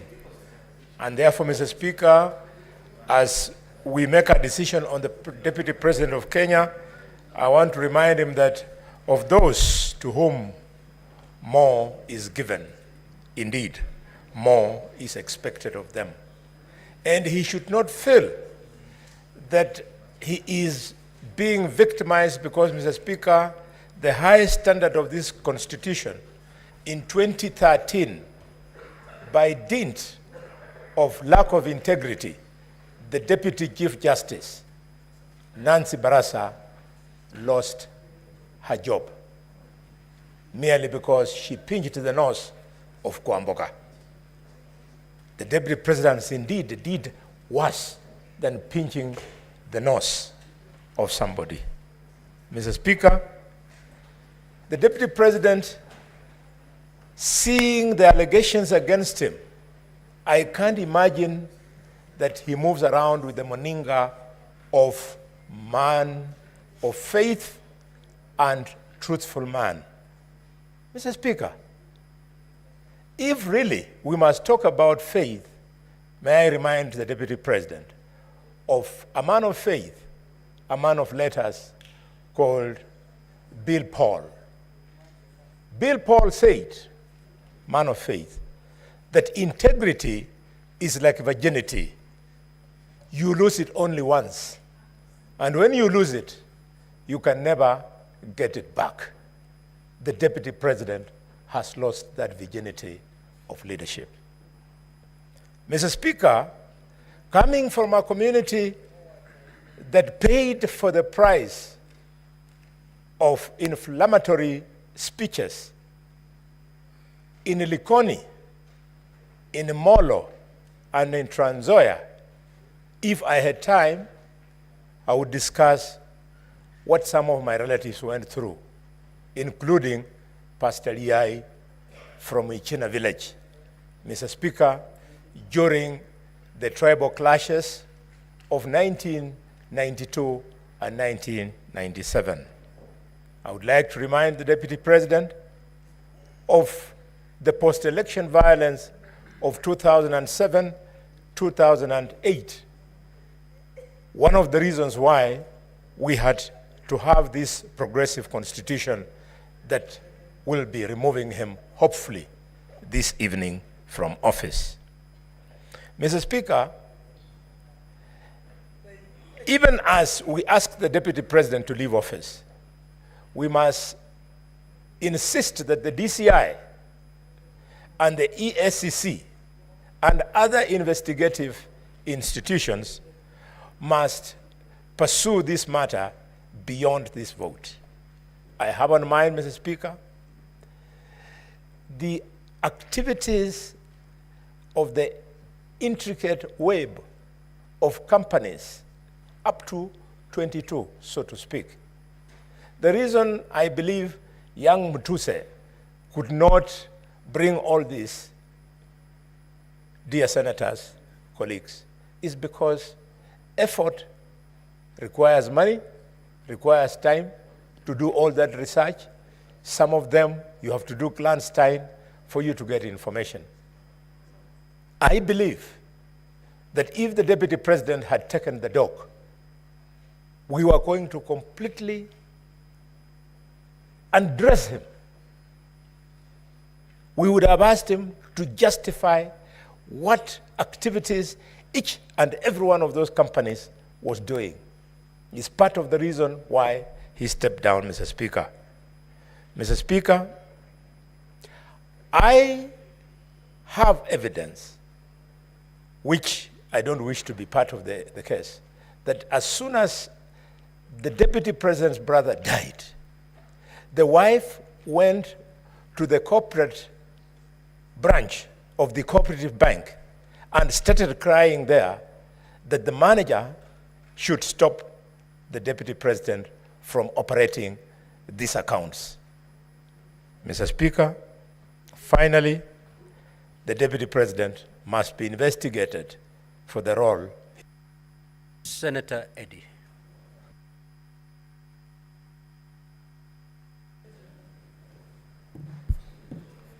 Mr. Speaker, I thank you, and I recognize the pressure of time. Mr. Speaker, I am here because of the kindness of the people of Migori County who sent me here that at such a time, Mr. Speaker, I need to be cautious of the Article 125 of the Constitution, which requires us as a House that in matters such as this, Mr. Speaker, we must behave like judges, because under Article 125 of the Constitution, Mr. Speaker, we sit as a High Court, Mr. Speaker. And in the words of Socrates, Mr. Speaker, a judge is required to listen courteously, to answer wisely, to consider soberly, and definitely to decide impartially, Mr. Speaker. There were 11 charges, Mr. Speaker, that were put before us, Mr. Speaker, and they were put to us in the context of Constitution 2010, Mr. Speaker. The Constitution 2010, Mr. Speaker, came in the backdrop of two very important historic moments in this country, Mr. Speaker, that I must reflect on, Mr. Speaker. Number one, Mr. Speaker, is the section paper number 10 of 1965, Mr. Speaker. That section paper number 10, Mr. Speaker, divided this country into those who are important and those who are not important. The language that was used then, Mr. Speaker, was the idea of northern frontier district, Mr. Speaker, that then discriminated upon some communities, Mr. Speaker, against others, Mr. Speaker. Number two, Mr. Speaker, in 2007, Mr. Speaker, this country was divided on the basis of ethnicity, Mr. Speaker.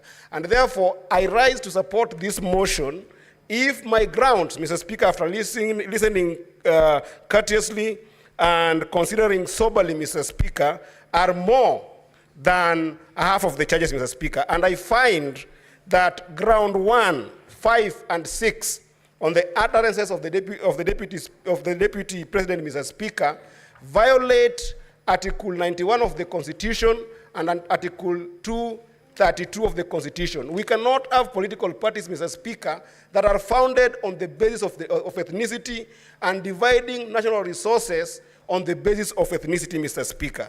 Number two, Mr. Speaker, that would make the ground number 4, which actually also happened to be reason number 4 for why the Deputy President must leave office, Mr. Speaker, the violation of Article 160 of the Constitution, Mr. Speaker, of undermining the judiciary, Mr. Speaker. There was an imminent threat to the judges there, Mr. Speaker. You realize that in my judgment, Mr. Speaker, I excuse ground number 8 on the basis of the fact that there was no proof that there was a petition that was not filed, Mr. Speaker. But on the threat, Mr. Speaker, I think that the Deputy President stands impeached, Mr. Speaker. Ground number 9, Mr. Speaker, on NIS, Mr. Speaker. We know that this country has faced serious terror attacks, Mr. Speaker.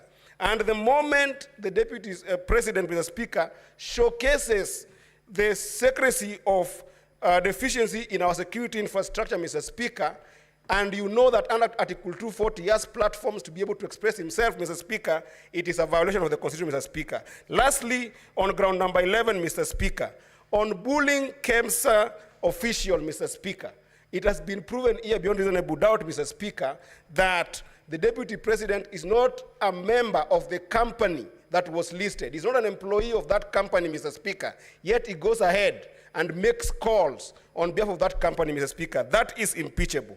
Lastly, Mr. Speaker, I must call the Council of the Deputy President to order, Mr. Speaker, especially Council Paul Muite, Mr. Speaker, for actually practicing law in deceit, Mr. Speaker.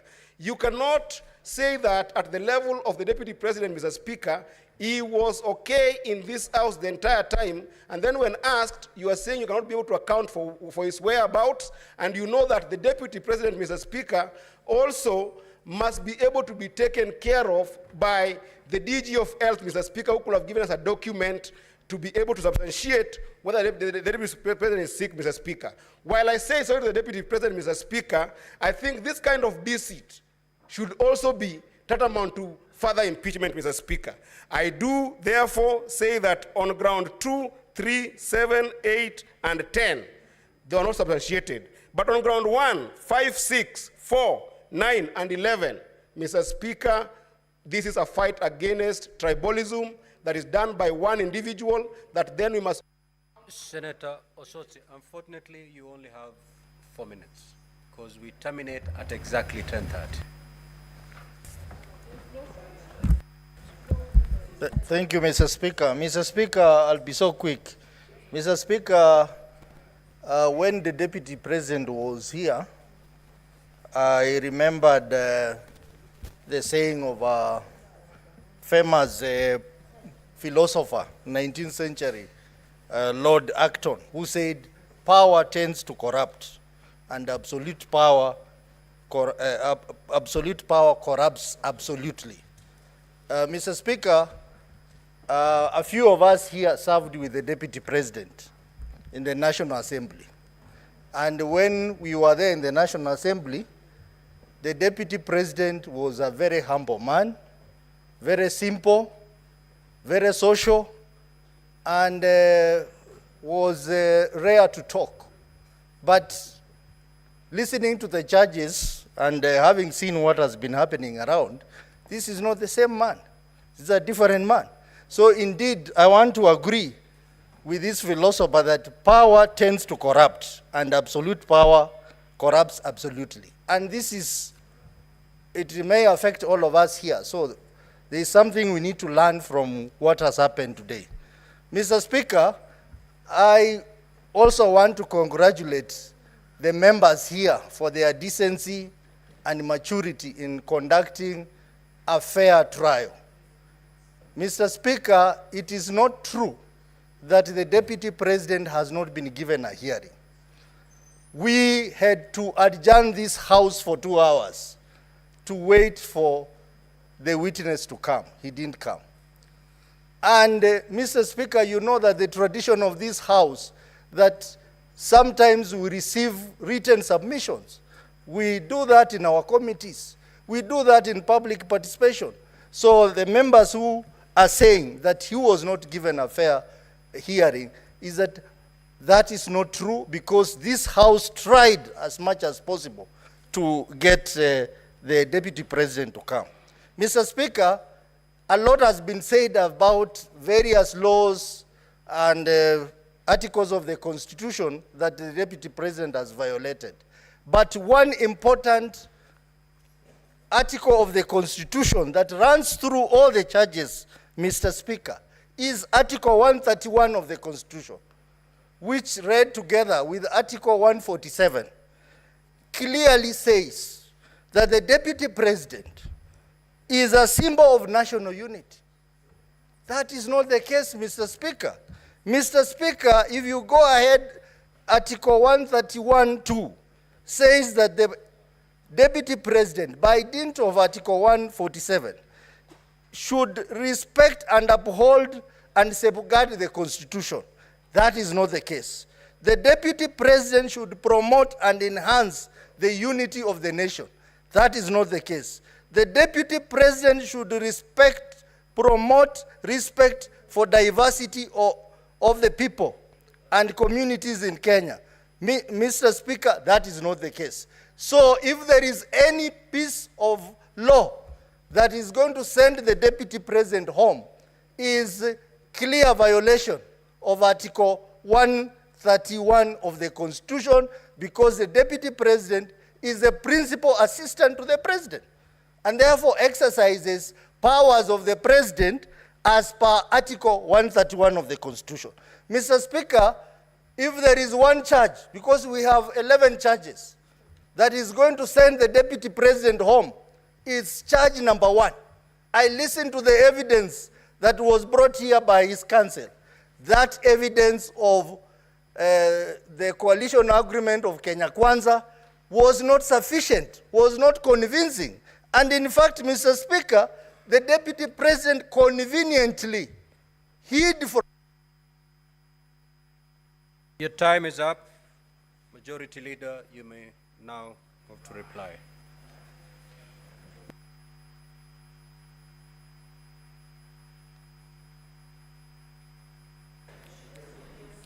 Mr. Speaker, sir, I beg to hereby reply, having listened to the contributions of my colleagues on this very important motion on trial by impeachment of the Deputy President, Honorable Rigathi Gachagua.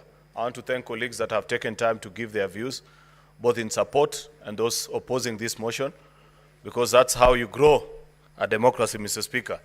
We may not all have to agree on the same subject matter, Mr. Speaker, but the chance to even speak and say what you feel about an issue is an important attribute.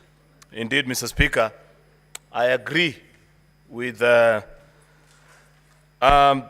contribution that was made by one of the advocates for the Assembly, that comparing what you are doing today with previously what used to happen, where in the 1 o'clock news, vice presidents will be changed without any notice.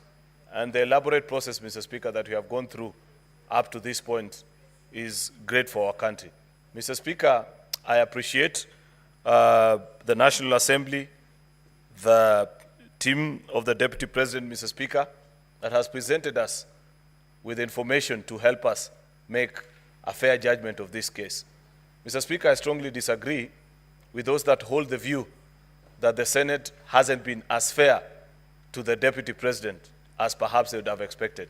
To the best of my knowledge, Mr. Speaker, I think as a House, we did the best that was within our means.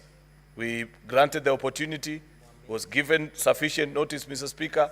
It is only in the unfortunate circumstance of this afternoon where he was taken ill, Mr. Speaker, and I'd wish to take this time to extend my message of goodwill to him and wish that he can quickly recover and get on with his other duties, Mr. Speaker, both as a human being and should, whichever way this vote goes, Mr. Speaker, because it's not in my hands, but in the hands of the 67 jury that are here, Mr. Speaker, that he shall continue to thrive. I wish him well, Mr. Speaker. Like I observed earlier, this is a friend, and friends wish each other well under all circumstances. Mr. Speaker, you know, just as a final thought, I thought about the journey of the Deputy President and the tribulations that have occurred to him as inquiries to either his conduct or utterances. And I'm reminded of a book I once read, Mr. Speaker, by Senegalese satirist Osman Sembene, a book called Hala, where, Mr. Speaker, a very rich businessman by the name El Haji looks and desires a beautiful young lady by the name Ngone, and finally takes her in as a third wife. Unfortunately, on the same night that he marries her, he develops erectile dysfunction, Mr. Speaker, and is not able to consummate the marriage. Sometimes in life, Mr. Speaker, when you fall down, you have to prepare to get down before you eventually can rise up, Mr. Speaker. I do hope, Mr. Speaker, that even in this particular process, the Deputy President will emerge stronger, better as a human being, as a leader, and that there can be better days ahead for him. With those very many remarks, Mr. Speaker, I beg to reply and wish that our colleagues in this House make a decision in the best interest of the country. I thank you, Mr. Speaker. Thank you. Now, honorable senators, these are the guidelines on how we're going to move forward. One, all honorable senators are eligible to cast their votes. Secondly, the threshold is 45 senators. So there ought to be 45 senators in the chamber. And we are going to vote for the charges separately. So we're going to vote 11 times. I now direct that the bell be rung for 2 minutes.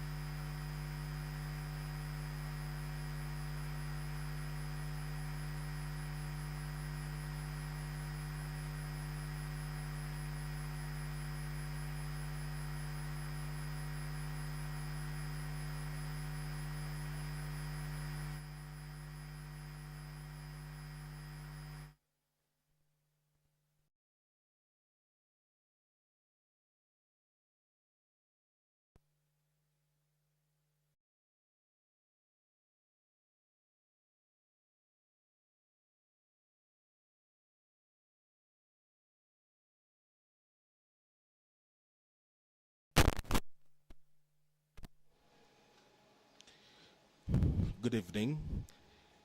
These are live proceedings from the Senate chambers, and the senators are done debating the motion that was moved for the removal from office by impeachment.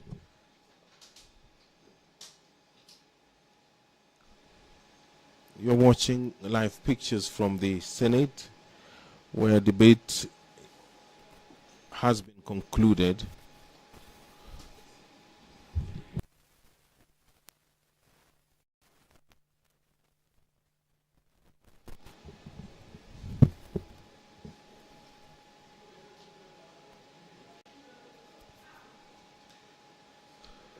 Good evening.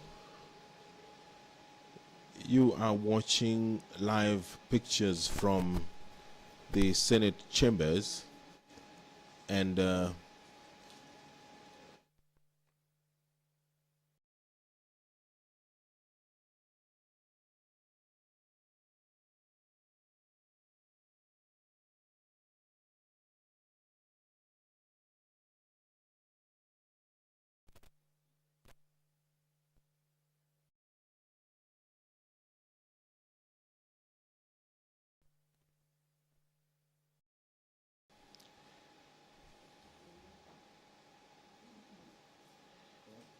the senators are done debating the motion that was moved seeking the removal from office by impeachment the Deputy President of the Republic of Kenya, and now they are preparing to take a vote on the 11 charges that were brought forward against the Deputy President.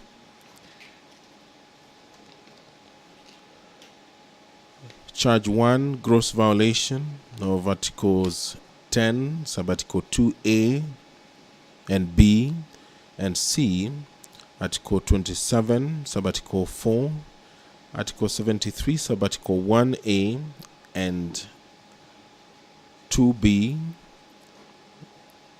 Article 75, Sub-Article 1C,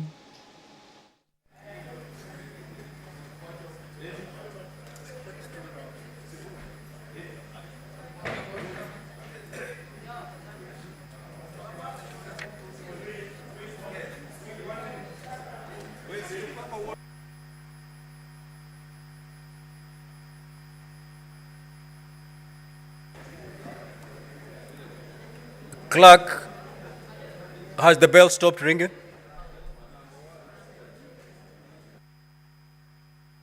Sergeant at Arms, kindly close the doors and draw the bar.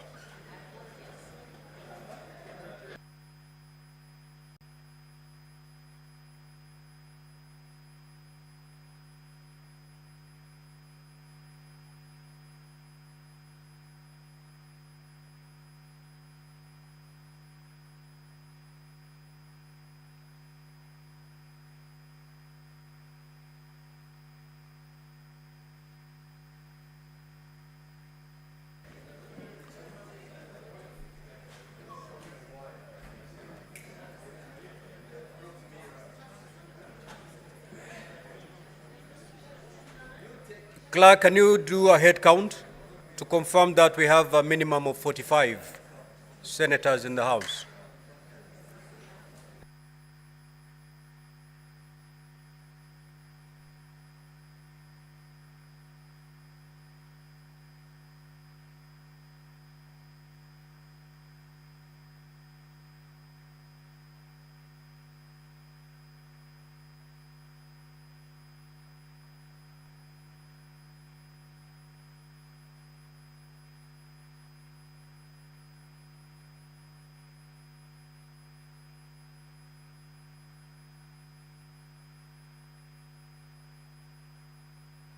Order, honorable senators.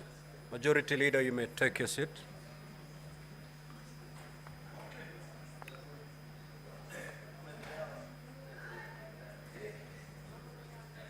Now, honorable senators, we are moving to division. I will first put the question. Voting shall be electronically, and we shall be voting on separate charges. So we're going to vote 11 times. this evening. I'll proceed to put the question.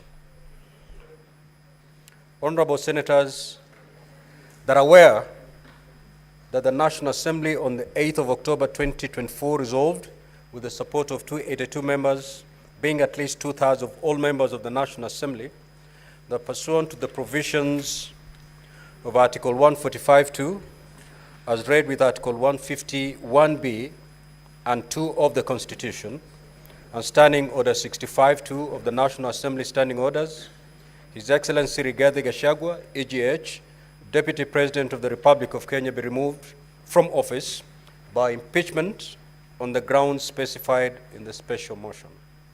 Whereas by a letter reference NA/DLP/TBO/MTS/2024 into brackets 25, dated the 8th of October 2024, and received in the office of the Speaker of the Senate on the 9th of October 2024, the Speaker of the National Assembly informed the Speaker of the Senate of the approval of the special motion by the National Assembly, and further forwarded to the Speaker of the Senate documents in evidence of the proceedings of the National Assembly.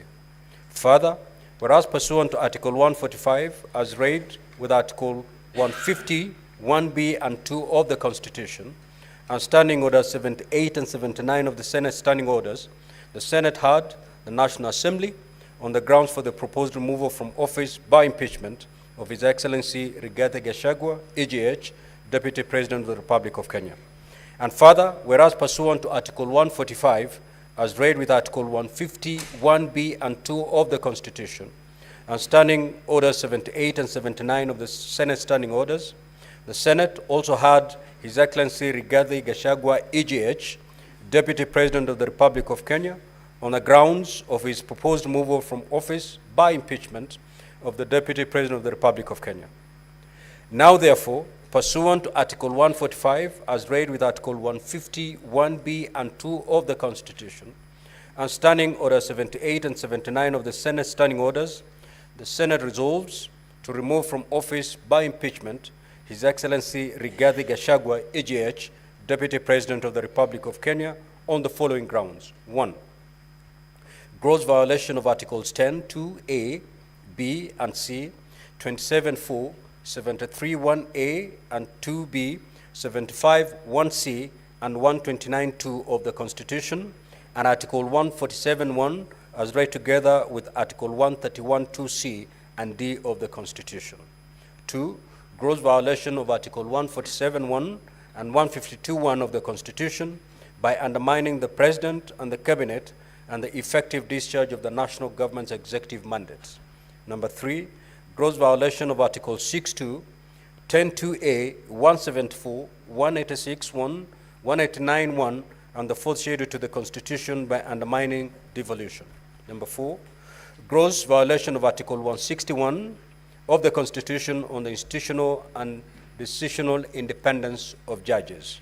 Number 5, gross violation of Articles 3(1) and 148(5)A of the Constitution on the fidelity to the oath of office and allegiance.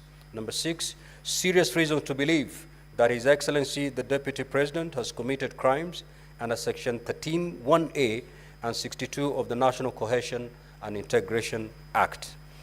Number 7, serious reason to believe that His Excellency the Deputy President has committed gross economic crimes under Sections 45(1), 46, 47(a)(3), and 48(1) of the Anti-Corruption and Economic Crimes Act, and Sections 2, 3, 4, and 7 of the Proceeds of Crime and Anti-Money Laundering Act. Number 8, serious reasons to believe that His Excellency the Deputy President has committed crimes by continuously misleading members of the public through false, malicious, divisive, and insightful remarks that are contrary to the provisions of Section 132 of the Penal Code and status of the office of the Deputy President and a member of the Cabinet and the National Security Council. His Excellency the Deputy President has publicly attacked and undermined the work of the National Security Intelligence Service and its officers. Number 10, gross misconduct by openly or publicly insubordinating the President, who is the head of state and government. And number 11, gross misconduct by persistently bullying state and public officers. As I've already indicated, honorable senators, voting shall be done electronically. So at this juncture, I will ask honorable senators to pull your cards out of the delegate unit. Sergeant at Arms, kindly go around and pick all the unattended delegate cards.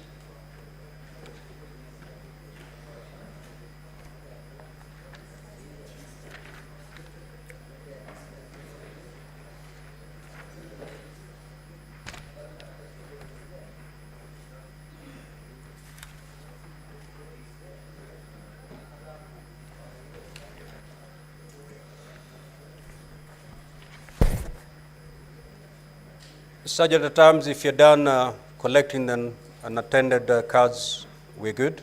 Now, honorable senators, you may log in back. As indicated earlier, we'll be casting our votes 11 times. So the vote you're going to cast at the moment is for charge allegation number 1, which is gross violation of Articles 10(2)(a), B, and C, 27(4). I had already read it out. So from this moment, it's beamed on the screens. So honorable senators, once you've logged in, you may now proceed to vote.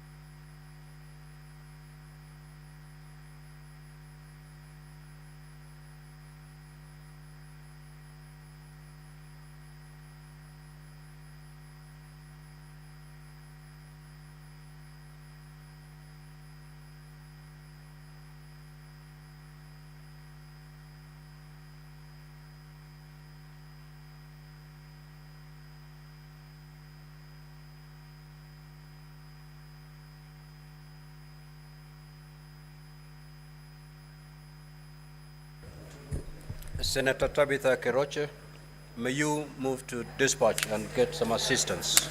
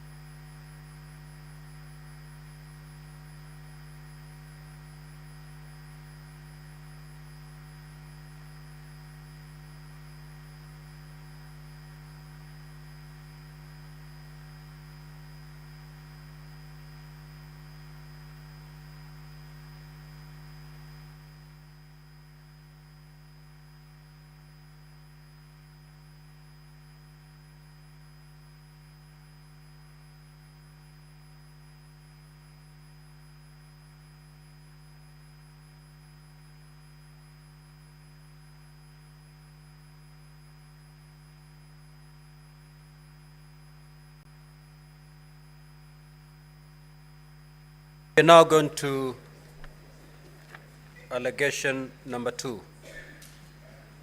It's been beamed on the screen. You may now vote.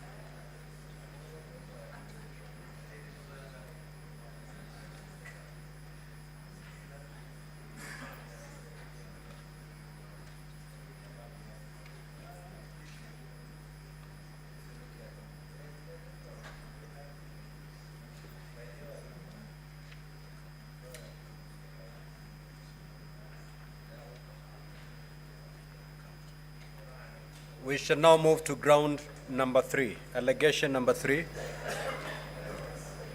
Can you beam it? There we are. Honorable Senators, you may now proceed to vote on allegation number 3.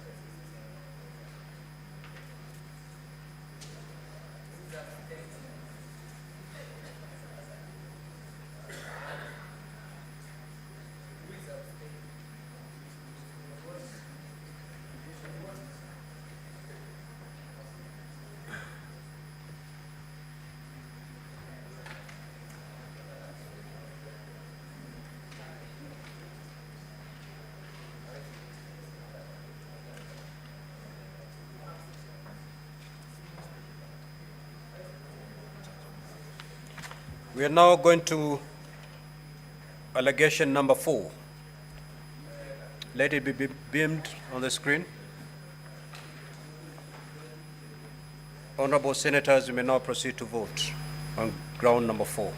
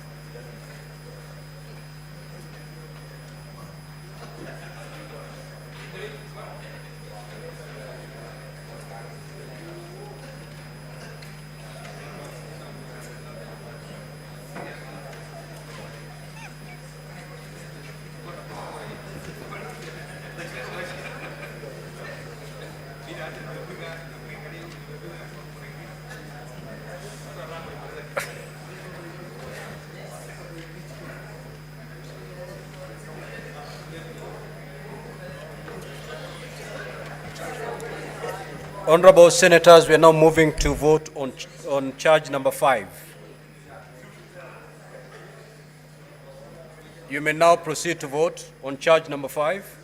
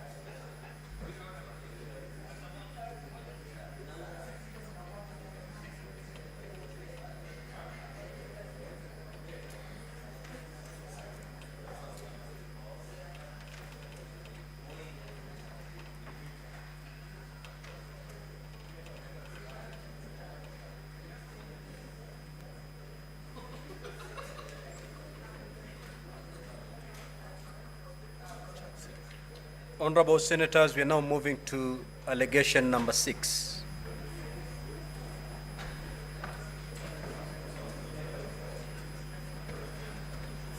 Honorable Senators, you may now proceed to vote on allegation number 6.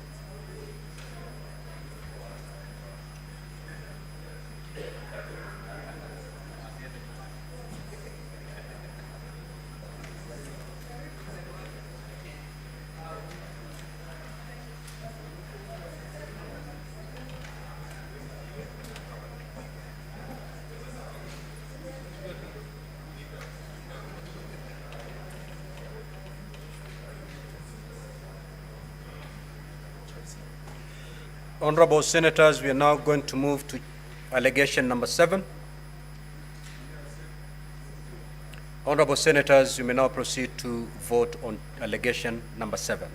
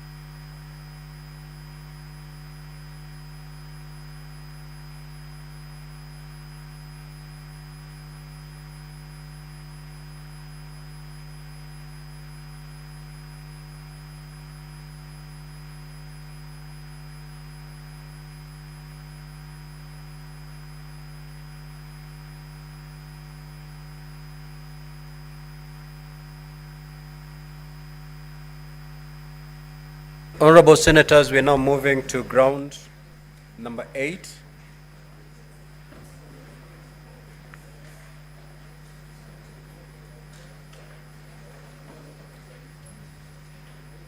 Honorable Senators, you may now proceed to vote on ground number 8.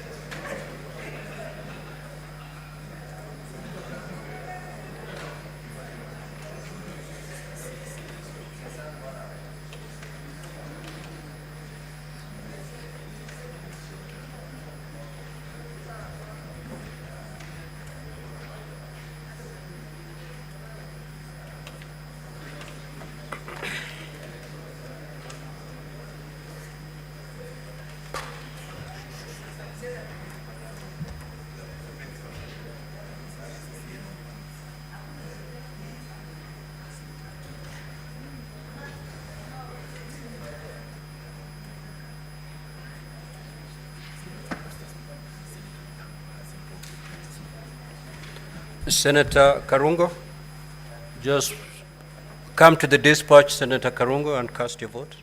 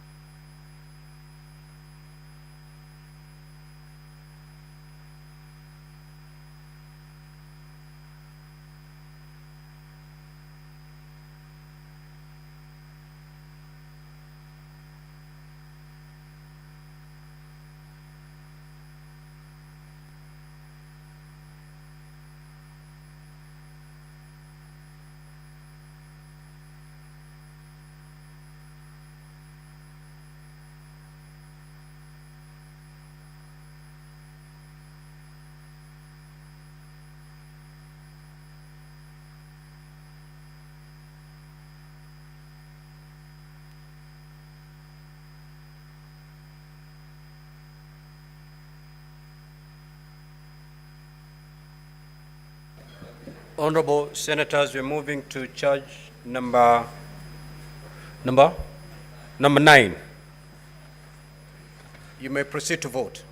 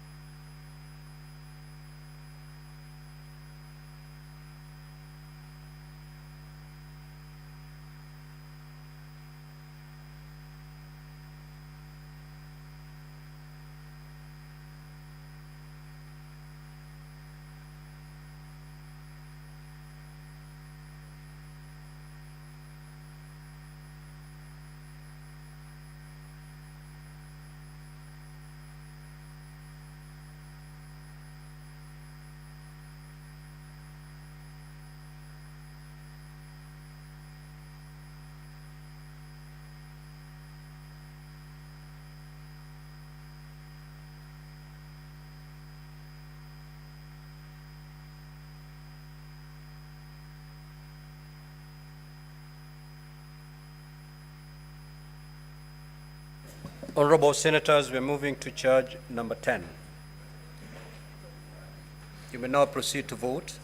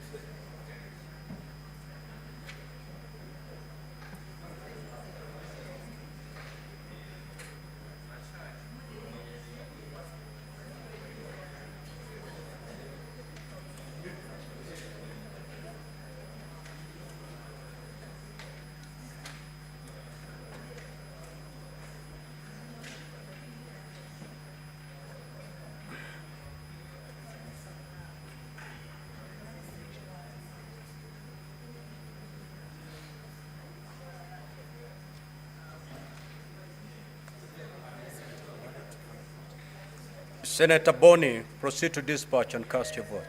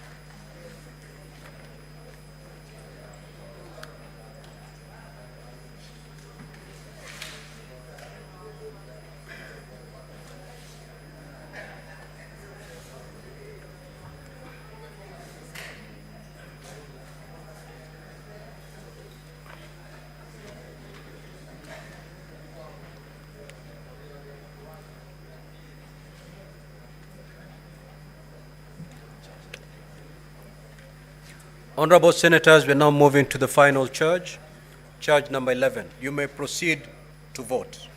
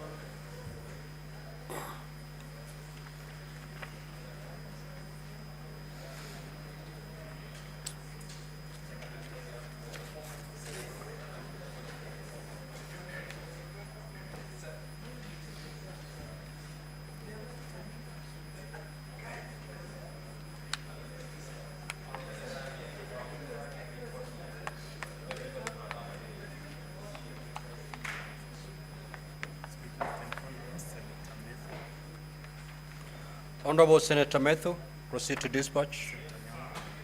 Senator Karen Nyamu, likewise. Senator Alan Chesang, proceed to the dispatch. Senator Karungo, proceed to the dispatch. Bayo.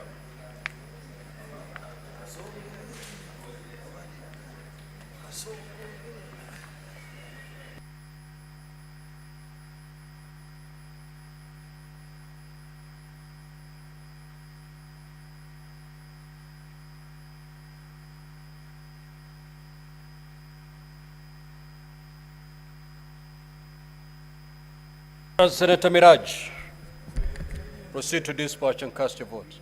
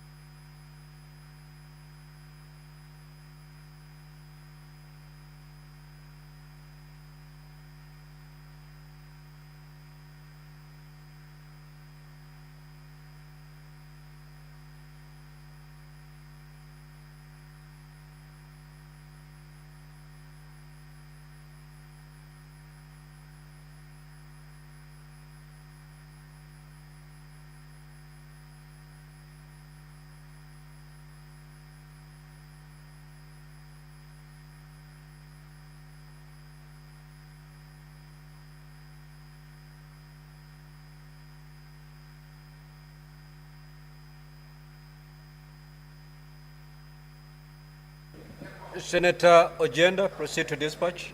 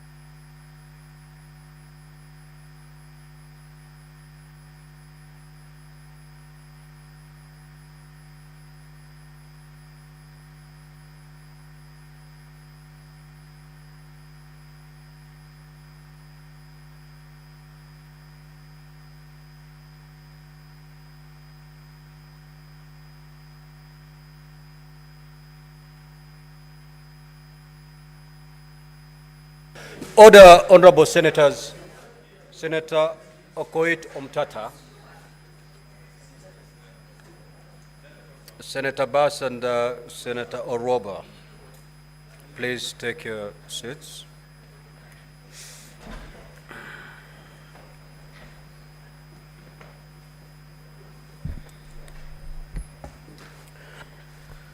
Now, the result of the division is as follows. Charge number 1, ayes 54, nays 13, abstention 0. So the ayes have it. Charge number 2, ayes 28, nays 39, abstention 0. So the nays have it. Charge number 3, ayes 19, nays 45, abstention 3. So the nays have it. Charge number 4, the ayes at 51, nays at 16, abstention at 0. The ayes have it. Charge number 5, ayes 49, nays 16, abstention 2.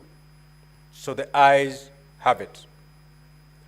Charge number 6, ayes at 48, nays at 18, abstention 1. So the ayes have it. Charge number 7, the ayes 13, nays 53, abstention 1. So the nays have it. Charge number 8, ayes 27, nays 40, abstention 0. So the nays have it. Charge number 9, ayes 46, nays 20, abstention 1. So the ayes have it. Charge number 10, ayes 22, nays 45, abstention 0. The nays have it. Charge number 11, the ayes 18, nays at 47, abstention 2. So the nays have it.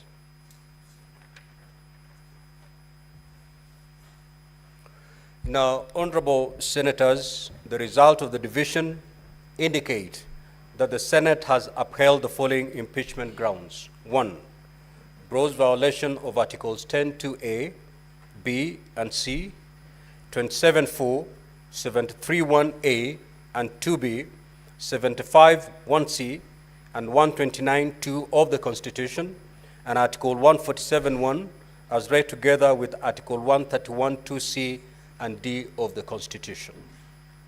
4, gross violation, ground number 4, gross violation of Article 161 of the Constitution on the institutional and decisional independence of judges.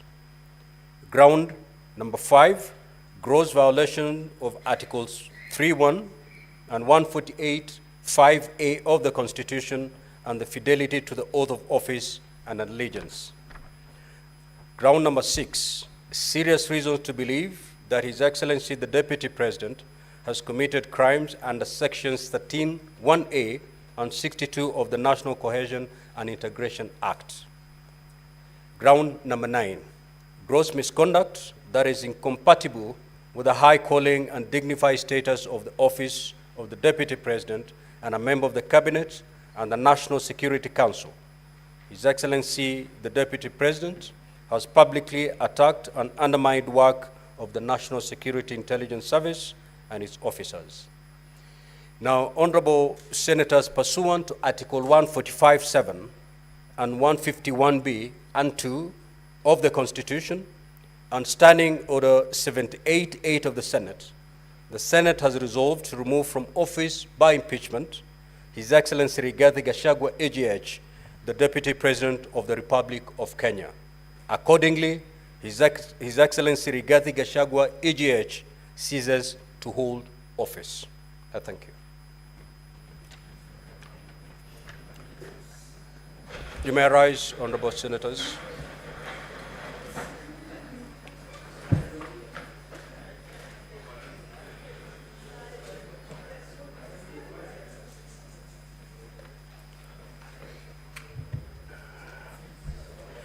Now, honorable senators, there being no business on the order paper, the Senate stands adjourned until Tuesday, the 22nd of October, 2024 at 2:30 p.m.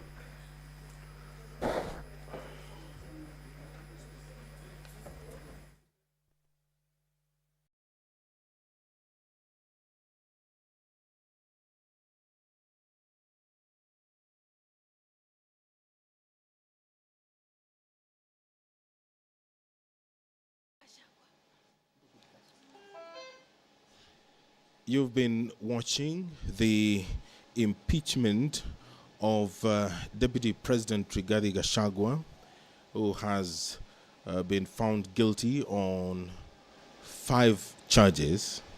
This special broadcast has been brought to you courtesy of the Parliamentary Broadcasting Unit in conjunction with the Kenya Broadcasting Corporation, on behalf of the team led by the coordinator Doris Gitonga and producer Bernard Timbe.